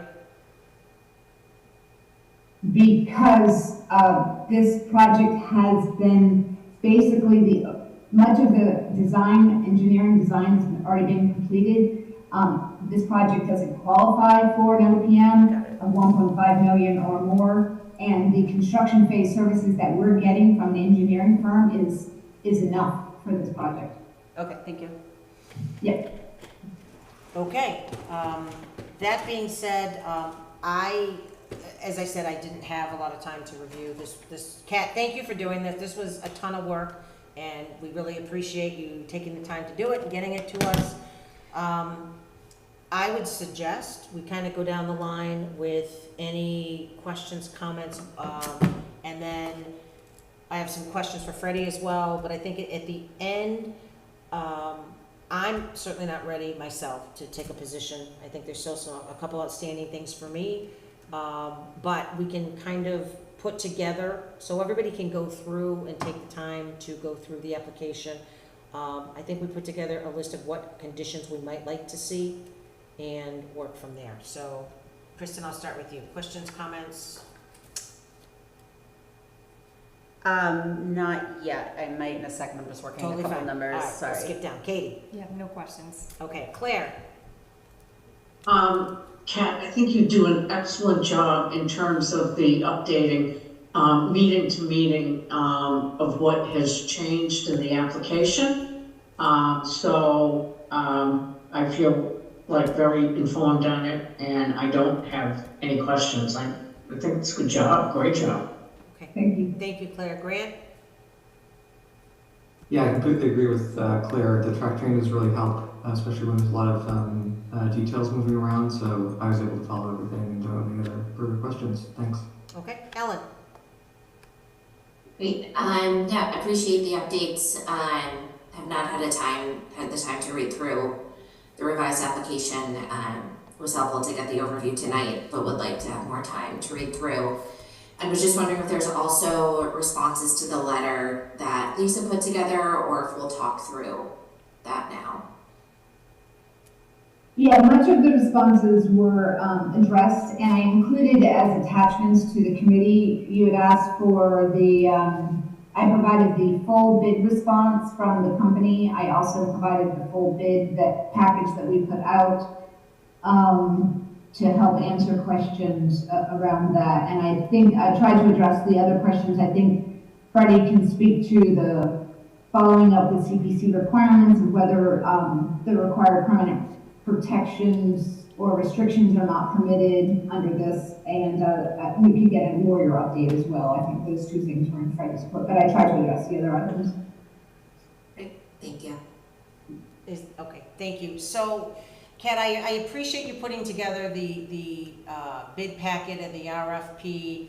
I'll be honest, I'm a little hung up on not having a physical quote. I know, I look at, for instance, and again, please tell me if I'm looking at it wrong. I look at, recreation is gonna be going out to bid, but they have a quote in the packet. Irrigation is gonna be going out to bid again, but we have a quote, a broken down quote in the packet. So just having a $443,000 number at 65%, I'm struggling with that, and I'm struggling with how to justify that to potentially town meeting advisory and the select board if the question's asked. I don't know that they're gonna be satisfied with, well, I was just told 65%. And I understand, you know, you're working very hard to get this, but I really think there's got to be a way, and I worry about us going forward with just a quote that someone said 65% without having something concrete in front of us. So that's still a concern that I have as we move forward. And I don't know, you know, I'll let you address that. Right, I understand, but you understand the situation we're in. We can't go ask for quotes because then it would poison the pool.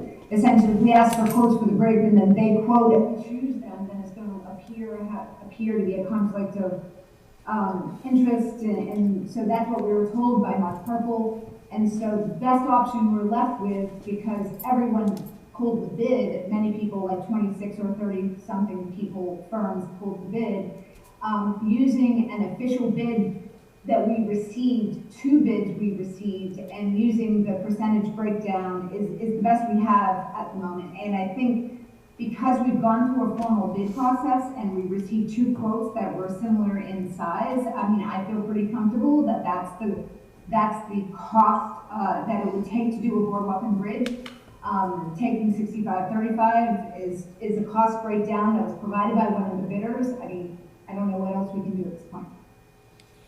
Okay, I don't know either. I mean, I guess I'll talk to Mark myself just to try to understand.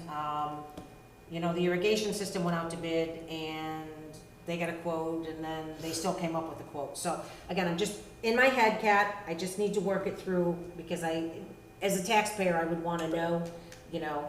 And I'll just support you on that a little bit. That's probably where I'm having a hard time because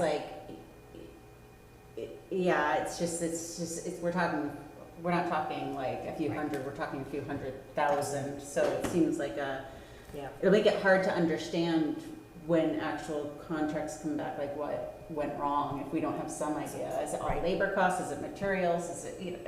Yeah. So I hear what you're saying. I agree. I'm just kind of reiterating what Lisa's saying. That seems a little. Yeah. So I'll Then maybe when you ask Mark, ask him for the solution and ask him for the solution and ask him to tell us what the solution is and ask him, you know, why we didn't get that solution 8 months ago when we asked. Yeah. You know, and I'm not being snarky. I'm just like, we've been at this for a long time and we're trying to find a way forward and we're looking for the people that know procurement to help guide us. And if they're not interested, perhaps, you know, in telling us what to do, then we're left with what we have here.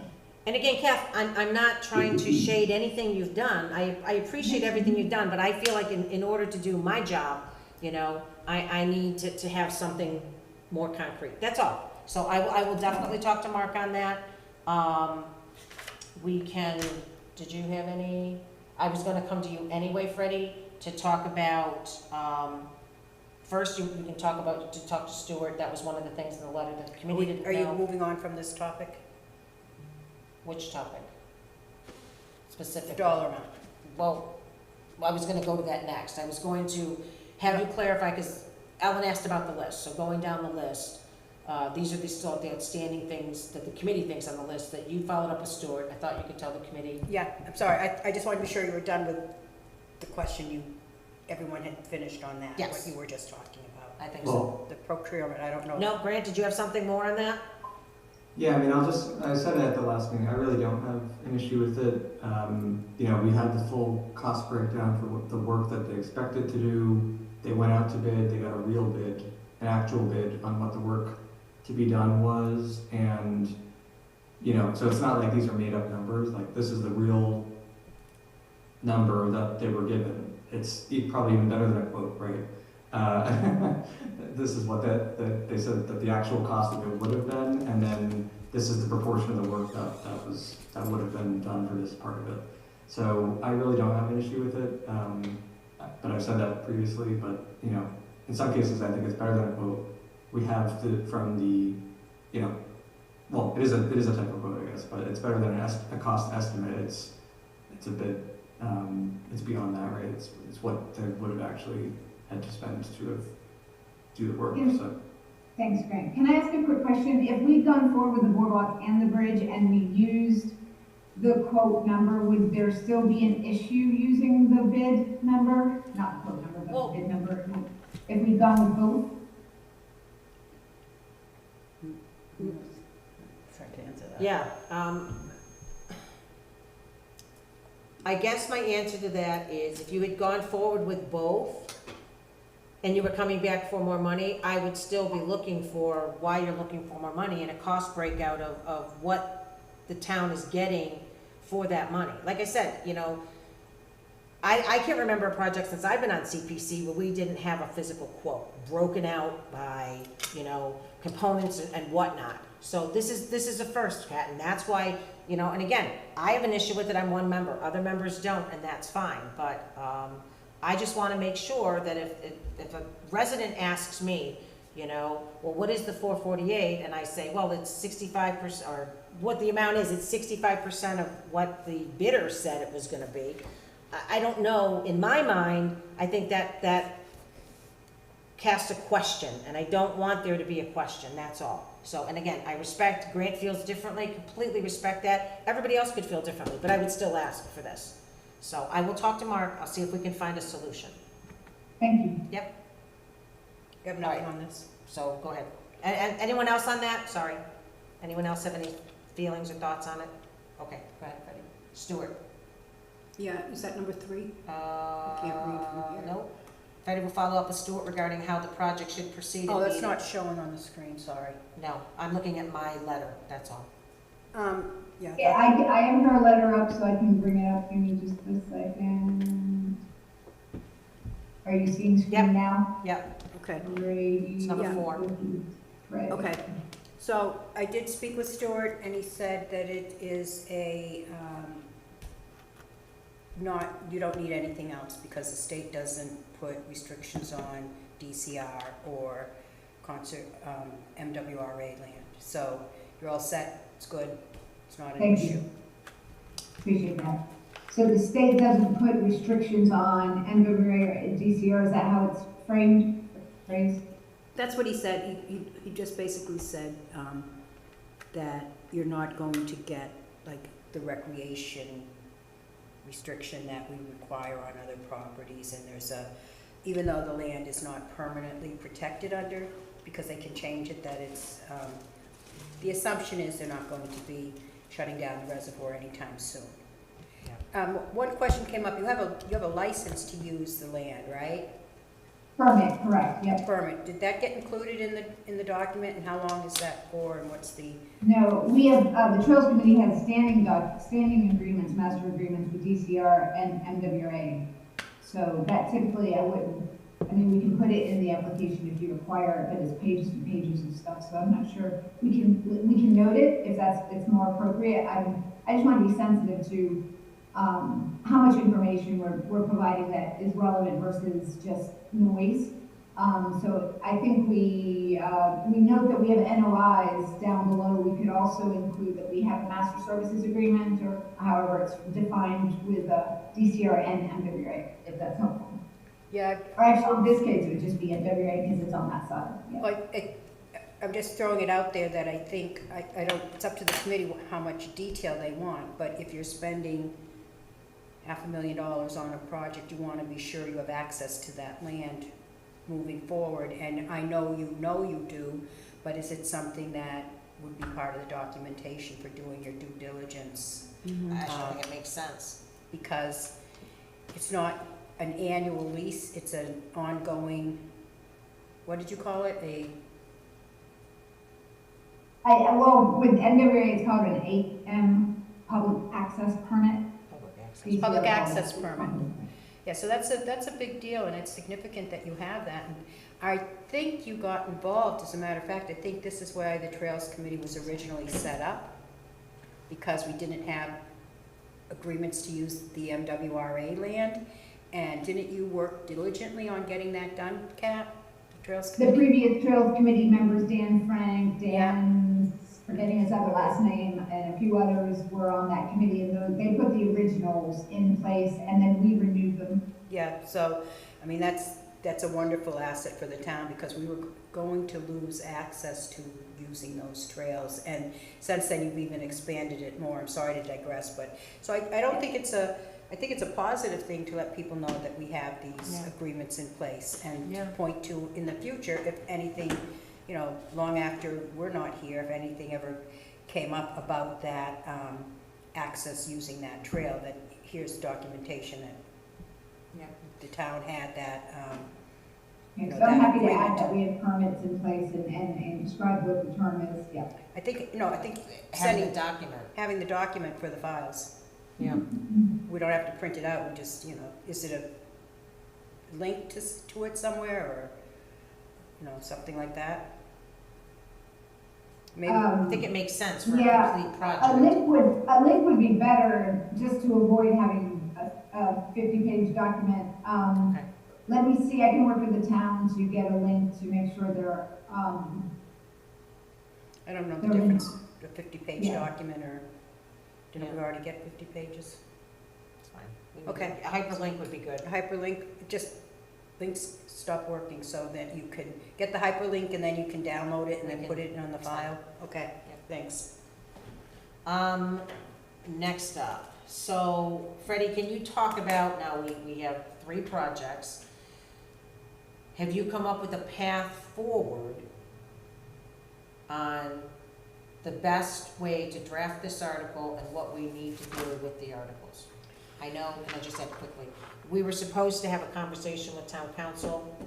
He was at office hours yesterday and he just left just before we got there. Something must have came up. So we had reached out and we're supposed to have a call today, and he must have been busy and didn't get back to us with the time. So we'll continue with Okay. that. But in the interim, go ahead, Freddie. So not being a lawyer, but, I mean, I know we already had talked with town council about a few of these Yeah. things. And I'm looking into the, I don't know what page it was, on the application, where it says, this application requests approval to. Can you find that on the application so that everyone can see it? yeah, give me a second. I think it was, It was and then followed with some bullet points, you mean, yep, and I'm is it talking, this?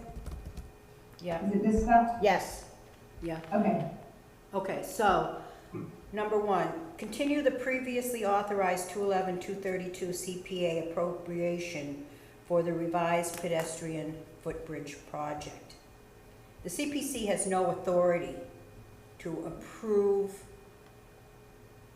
a revised project on an already town-voted project. This is a request for approval from CPC and from the town voters, so if we need to reframe it, however it needs to be written. So the only way to do that is on 2 levels. You have existing funding out there, is to rewrite the warrant article. First of all, This is. Yeah, I'm looking at the red line. first of all, This is the, showing on the screen, but it's not the red line. This should be. sorry.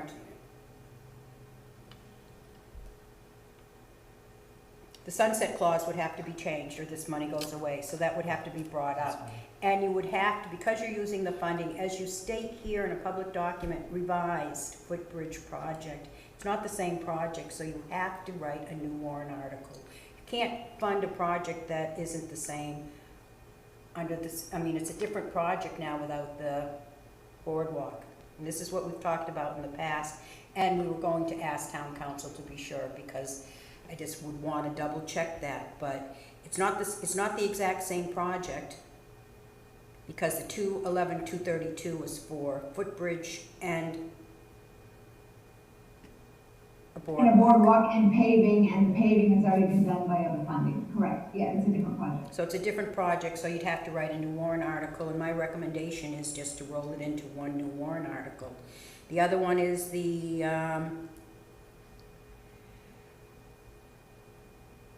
consider 44,600, I think it's 611 actually, previously authorized when determining additional funding. That money, as we know from town council and we've shared, that project will be closed out, so that amount needs to be in the new warrant article. Yep. And then it would not be appropriating 210, it would be plus the 44,600. 466, 628. Right, the purpose of these bullets is to share with the town voters that they have already approved 44.6 of the 211. And so, yes, you're in charge of the warrant article and how it needs to be written. The purpose of this section was to help the town voters understand they have already voted on some of this money towards these projects, right? And so that's the only purpose of the bullets, is to help them understand, so. Except for, and 210 is the new number, is the additional funding. Right. It's about perspective, yeah. But you would show that potentially in your presentation. yeah, not, this application is saying, I'm just, to be a stickler, request approval. So, we can't approve the first one.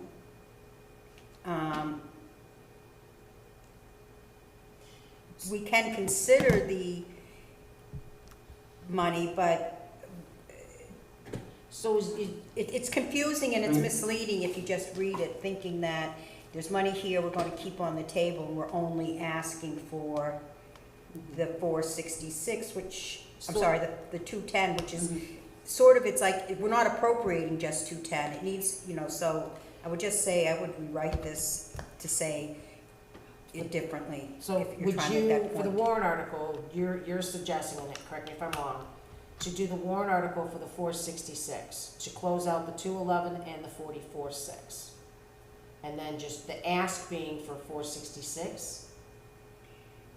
I'm just trying to be clear on what you just said, Yeah, just so I I understand. mean, for the warrant article, I Yeah. don't know how you, because the existing warrant article, I think you're Scope gonna run into change. more trouble by saying, well, we're going to change the scope on it and the date, and then add this other money for the new project. When you're going for the new project, you can describe that you already had been, it's only an additional amount, So can I offer a suggestion? yeah? So I don't want you to draft two articles that, one, if town council says this or not. Let's try to talk to town council this week, and then, depending on what he tells you on the 211, I think that will help on how you draft. Does that make sense? And how you draft the article. If he tells you the 211 that he doesn't have an issue with the 211 and the change of scope and everything, then that's separate. Then the ask will be for the 210, 796, and the 44.6 only for this warrant. Does that make sense? Yeah, I just don't see how you leave them, just saying, I don't see how you leave, whether legally or not, you can't, but for the town meeting, how you leave a project out there that has significantly changed in scope with a dollar amount associated to it, that you're never going to use any of the new CPA funding for some of the components of what's in. And I think, Kat did a great job getting other funding for some of it, but the reality is, some of it won't be done because there's not enough funds to do it. And that was a choice made by the Trails Committee not to apply for the full amount for the boardwalk and the bridge.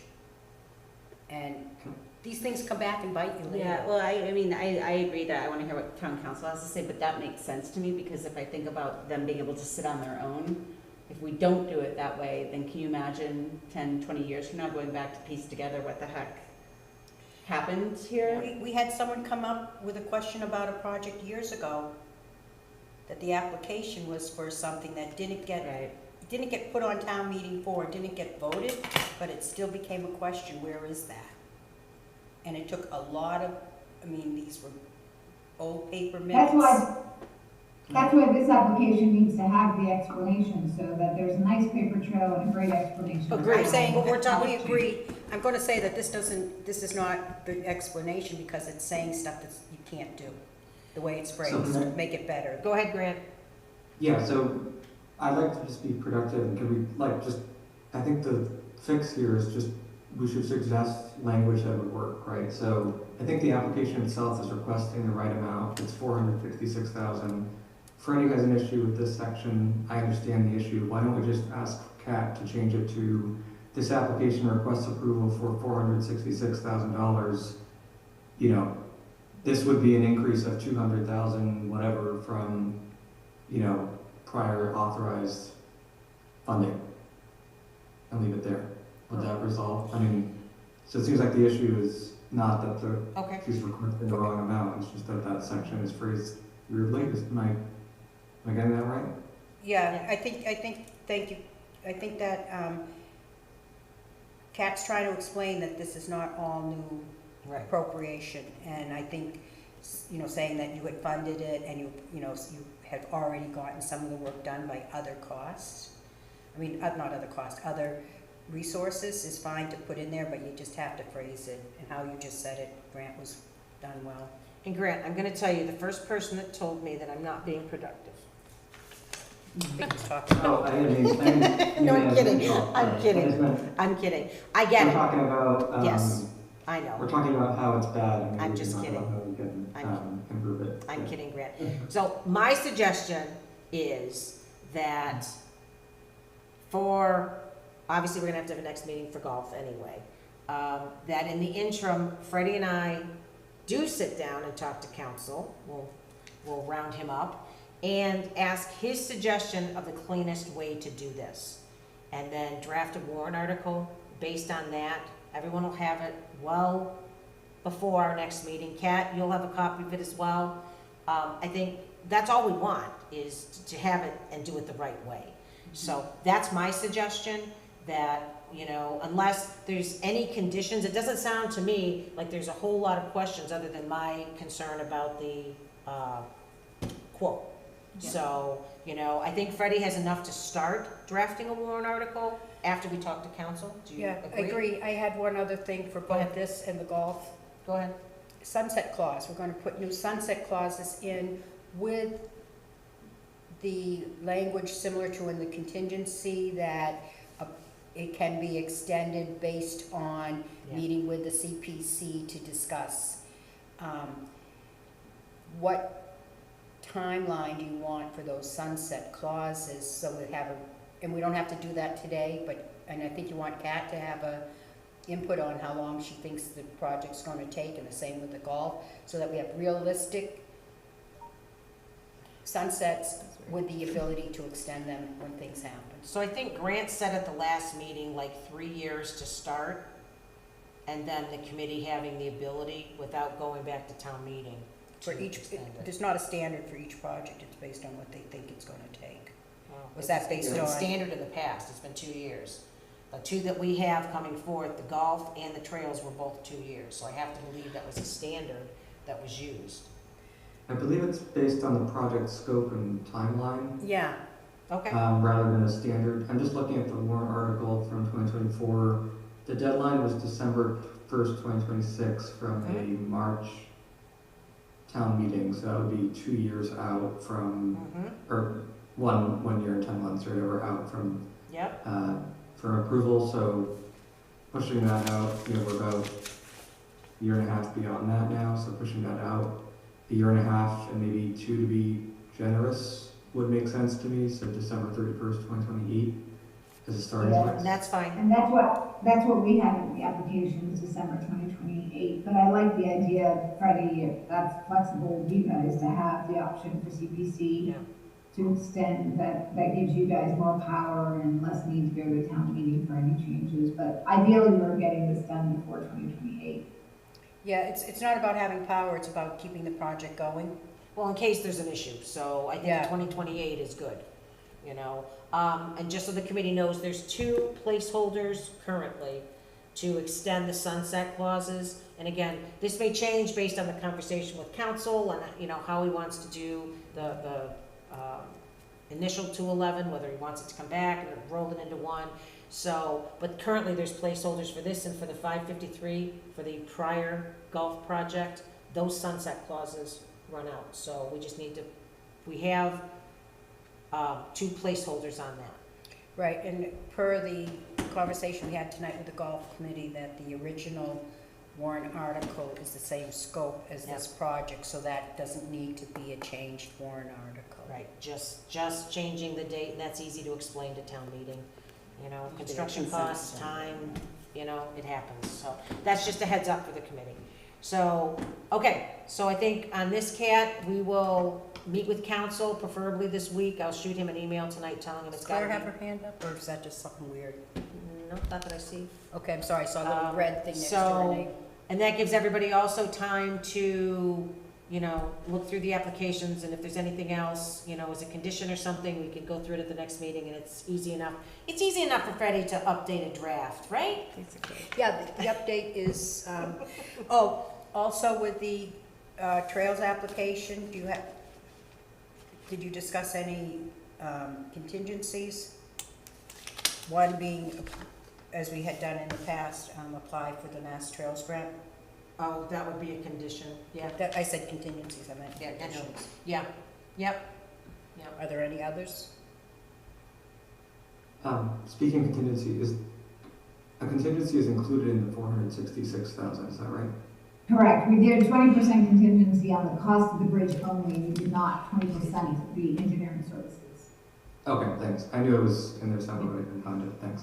And we did want to make sure that the committee was comfortable with us asking for the full amount, and if we don't get the Mass Trails one, that we're able to move forward without it regardless, but we would certainly, certainly apply for it. Well, if I may, so that everyone knows, for the Trails Grant and many of the other grants, you have to have the full amount in hand for them to give you a grant. Right. So you don't spend it all, you know, but so that if you get, what happens if you get the Trails Grant, it doesn't leave that amount of money out there for additional, you know, Okay. parties and stuff like that. Okay, so I think we are good on that. Kat will be, I'll shoot you a note when our next meeting is, and then Freddie will get you a draft once we get rolling with town council. So did I hear correctly that you're shooting for the 15th to have everything wrapped up, so ideally the meeting would be before that timeframe? Correct, when we'll decide, that's why I'll let you know what we decide Yeah. tonight, when our next meeting is gonna be, and hopefully, Great.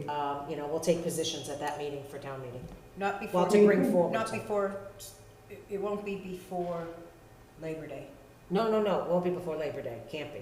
Right. Yep. Fair. And then what I'd like to do is, I'd like to remove that duplication from the CPA, from the application. Okay. So I'm gonna do that. I need until tomorrow to be able to do that. I can't work on it tonight, if that's okay. I do have one quick question, which I think should be quick. Does CPC have enough money to fund both warrant articles? Do you put warrant articles forward only if there's enough funding in the account? Or is it possible that there isn't? The CPC has never put forth a warrant article if they don't have enough money to fund it. Yes, there's enough money to fund. Great, thank you. Okay, I appreciate your time. yep, thank you. Thanks, Kat. Thanks, Kat. Okay, so Freddie, do you want to take a few minutes?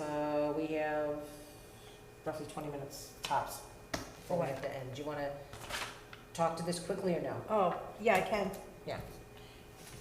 Freddie's just going to go through quickly the available funds.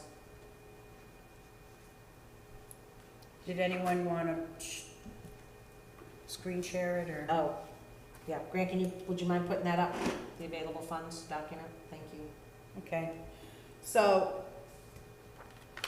this is different than what we normally do when we have CPA annual town meeting applications, because we create a budget based on forecast, and so what we have now is just what's the balances in the accounts. And because it's a little bit of time went into it, because they're not just balances on this end, because we haven't closed out from annual town meeting. So I had my numbers, town accountant had her numbers. We had, at the end of the fiscal year, balances left over from admin get rolled in. And then other, you know, fiscal year 26, I keep having contingency on my brain, but the funds from the fiscal year 26 get rolled over into the fund balance. The budgeted reserve is what I'm trying to say. So the funding, the dollar amount is, it moves from accounts because things get rolled over, and so she has to give me that amount of information. And then there's some expected return on investments that goes into it. So we worked together and came up with a dollar amount. And so what we have now, it doesn't count the buckets because these are all recreation projects and the buckets, they are what they are. I can supply that information, but it wasn't relevant for tonight's conversation. So you have the CPA fund balance, that's the big, big account, and then the fiscal year 27 CPA budgeted reserve. I believe this is the first fall town meeting we've ever gone to. Yep. And we've always put money, we fought for it when people said, oh, you don't need that, into the budgeted reserve. And this is an example of why we do that, because without it, that money wouldn't be able to be used until next annual town meeting. Mm-hmm. So we have a total of $1,231,473 available in those accounts to spend on projects. Bonding capacity, we have at least $1 million. Why I said estimate, there's a few other things, like I said, that the accounts haven't been closed out yet, and there's some bonding that short-term note for the townhouse that's going to have to be rebonded, but I won't say conservative, but a very secure estimate is at least $1 million. And my point for the bonding was not to prove exactly how much there's in the account, but that we had enough to fund the projects we have. And then if we did fund them, if that was needed more, if you wanted to bond more, we would work with, I sat with Brian yesterday also, and I've been in touch with him ongoing. And also there will be other bonding monies available based on what happens with the PRs for the townhouse and the library. So that will be for next town meeting, not necessarily now. So that's the only reason that says estimate. It's a definite amount that's available to bond. And what bonding, and we can have a whole section on it at another time, but bonding is based on your available CPA funds to use on a bond for a payment in the first year. Mm-hmm. And what can that cover? How much? So you need about $100,000 in available CPA surcharge, not committed to other bonds, to use to fund a $1 million bond. However, markets change, so that could go up, and I had that conversation. Really, it would only be another, in the worst case scenario that Brian could imagine, 20K more, so that we have that availability to cover a $1 million bond. So if you see, when you add it all up together, we have more than it's not it's like about 200,000 more available between bonding and what's in the account to fund everything asked for this fall town meeting. And that will change and increase as we go towards annual town meeting. Mm-hmm. What happens for annual town meeting is then we set, which you can't do now, but we set next year's budget. Okay. So you can't set next year's budget now to be spent in fall of fiscal year 27. You don't set fiscal year 28's budget and then have those funds available. Mm-hmm. Okay. So next year we will have additional monies to spend. All right. Anyone have any questions on that? I have a couple, if you don't mind. Yeah. So I know that, well, actually, in terms of all of them being recreation projects, I believe a few of the applications have marked down open space and recreation combined.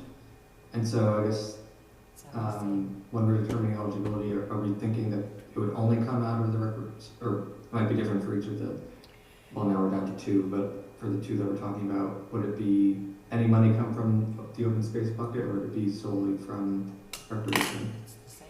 So Oh, sorry. let me say There's only there an open space bucket, and recreation is the main reserve, I think. So open space is the main. No, you're right, Grant. There are two separate. Open space is the bucket. There is no recreation bucket. Correct. Recreation Yeah. comes out of the full general unreserved accounts. The I think they check off. Does it say if somebody like open space, except for in a rare account, is a purchase of property, the conservation restriction required. These are not open space projects per se, you can't make these open space, they're recreation. Are So what you, you're saying is that they don't come from the open space bucket first and then from the general pot, it comes straight out of the general pot first?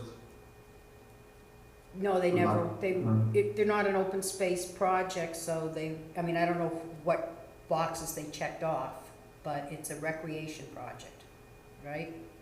I mean, again, I don't even know, I guess one could argue with the golf club, but like, I don't even know, is there a need to? I mean, I understand down the road, people might say, oh, we spent this much on rec and this, like, I can understand why that would come into play, but other than that, if we don't need to split hairs, I wouldn't want to necessarily. I mean, I will note recreation has nothing to do with the golf club, but it is recreational, don't get me wrong, like, I don't wanna split It's not, hairs. so recreation projects are not Recreational, recreation committee. but golf course did go forward also for, but I don't see the point in splitting hairs. I don't think there's a need to. Like, I would consider everything we did for the golf course to be both in the name of open space and recreation, but like literally, like, I don't think we need, I appreciate the question, but other than people telling what we've spent on each bucket through the years, is there really any other The problem in not So the having reason I it? brought up is, just for the warrant articles, we have to draft it as, $50,000 will come from the open space reserve and 500,000 will come from the general unreserved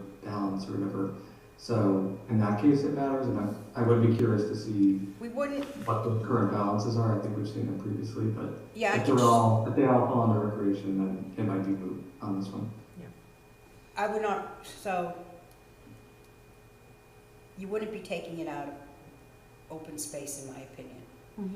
For open space for the golf course, that was the conservation restriction, Yeah. not sticking, irrigation is not an open Yeah, space no, and use. again, I had never even given it thought, but I guess my Sometimes point we in have- saying that, like, doesn't matter that much. Sometimes we have gotten a non-recreational use necessarily for habitat improvement, and it's a very hard sell to meet the requirements of CPA. Not sell, but hard. You have to be very specific on how it meets the requirements of the language of the legislation. None of these meet the legislation for open space requirements. So my suggestion would be that we should have the applicants revise their applications to check off, for the final application that we approve, to check off only recreation, just so that it's clear. That's a good call. That's fine, Grant. Good catch. Yeah, I think it's a Thank you. good point of clarification, like, Katie and I were just talking when we were off just about, it's always good to be clarifying these things, I think, amongst ourselves, it's Yep. helpful. Any other And then- questions? Go ahead. The only other thing I have is, so obviously the Fayetteville Park, it's good to know about, for obviously, even though it won't be on this town meeting, but I guess I have two things. One is, do you know what the expected revenue is for next year, roughly?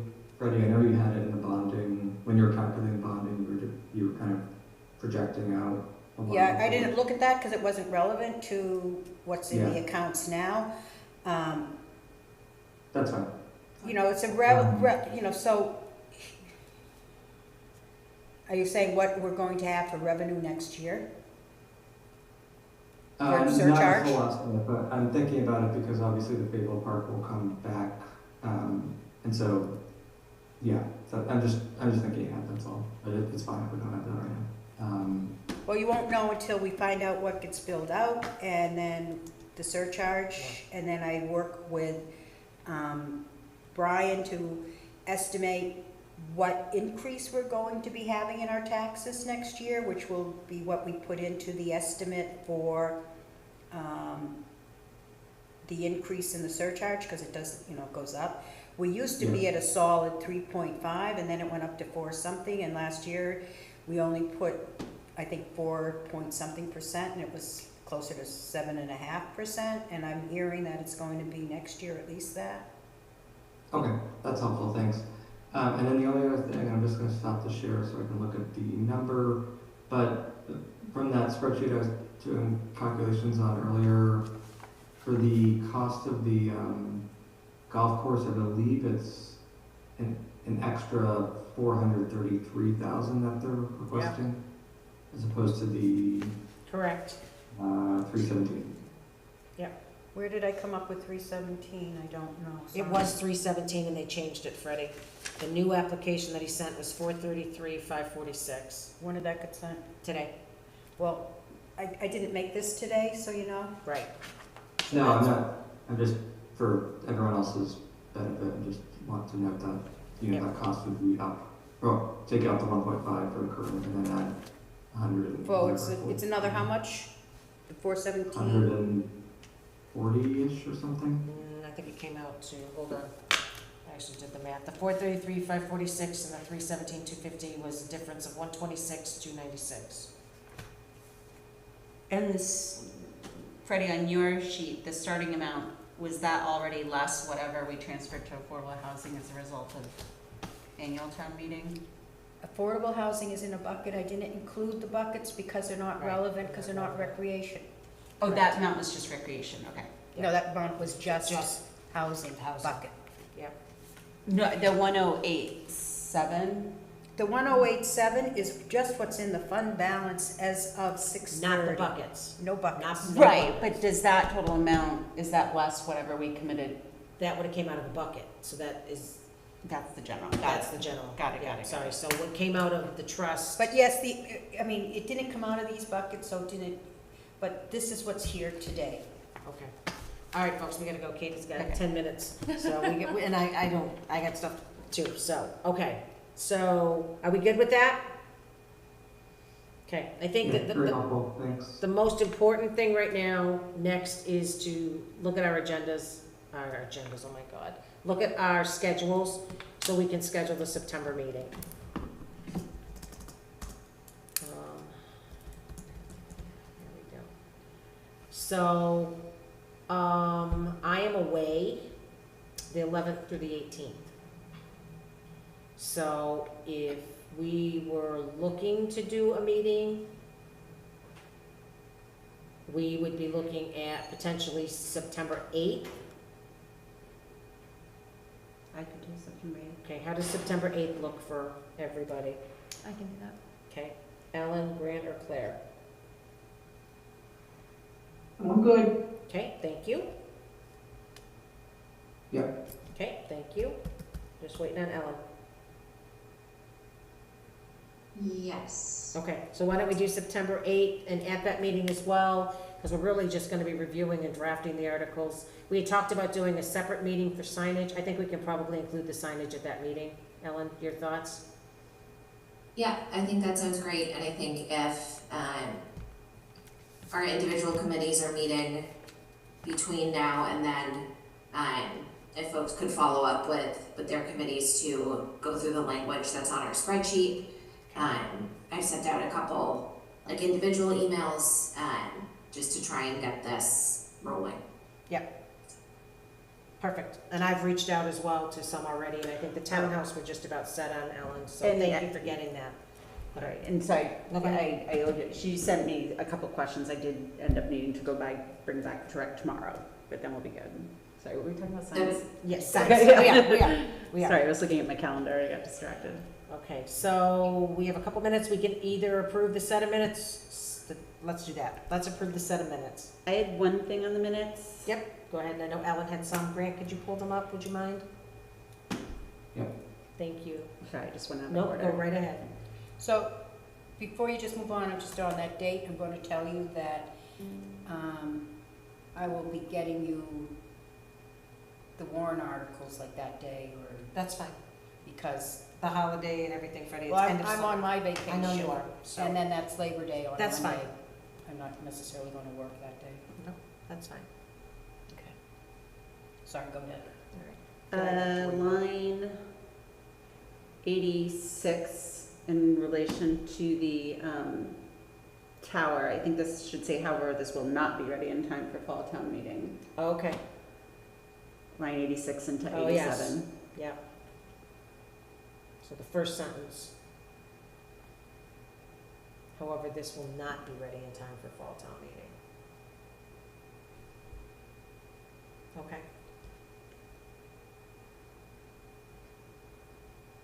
I didn't have any, did anybody else have anything?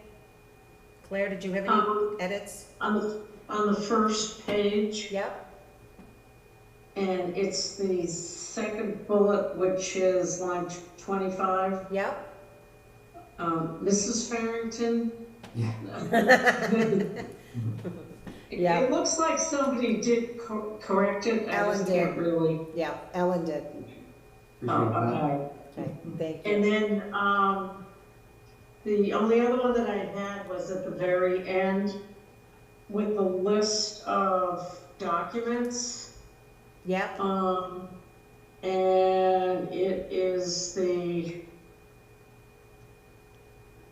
okay, so line 259, yep, it says use of this meeting, August 8th, 26 memo to the select board. This meeting was August 3rd, so Claire. how could it, if the meeting was, yeah. Mhm. That was the memo that you wrote just prior to our meeting. I'll look at the date. I mean, I forwarded it, so it's, yeah, someone plopped it I put it in the Dropbox. into box that day, so it must just be a typo. It must be a typo, but thank you Yeah. for picking up. We'll get the actual date of the letter. Thank you. okay. Rick's letter. Perfect. Thank you, Claire. Did anyone else have anything? Only question is that a live? Yeah, link to no, Dropbox? no, that's And- not. She'll okay. take care of that. Okay. I mean, it's very minor, but line 177 into 178, Ms. Reynolds asked who has the ultimate authority to ensure that the parking is acceptable. Ms. Laval explained that they have met with the police chief and DPW superintendent for their comments and are asking the select board to include them in discussion too. Okay. And So when we went to the select board, we noted the importance of the chief and the DPW superintendent's opinions on this as well. So we noted that they should be included too. Okay, So it's like, that's fine. oops, my computer just decided it's over. Sue watches the meeting, she picks up the edits that way, so. All right, any other edits? Hearing none, seeing none. Do I have a motion to approve the meeting minutes from 8/3/26? So moved. And do we have a second? Second. Okay, roll call vote. Braccio, yes? Laval, yes? Barry, yes. Grant? Yes. Ellen? Yes. And Claire? Yes. Thank you. Okay, so we have like 2 minutes left. We can table everything else. We've set the next meeting date. We can reorganize at our next meeting. If everybody's okay with that? Yes. Okay, everybody good? Okay, so we have some marching orders. Thank you, everybody. And that being said, do I have a motion to adjourn? So moved. Second. Thank you, and roll call. Brusher, yes. Laval, yes? Barry, yes. Grant? Yes. Ellen? Yes. And Claire. Yes. All right, folks, thank you very much. Have a good night. Thanks.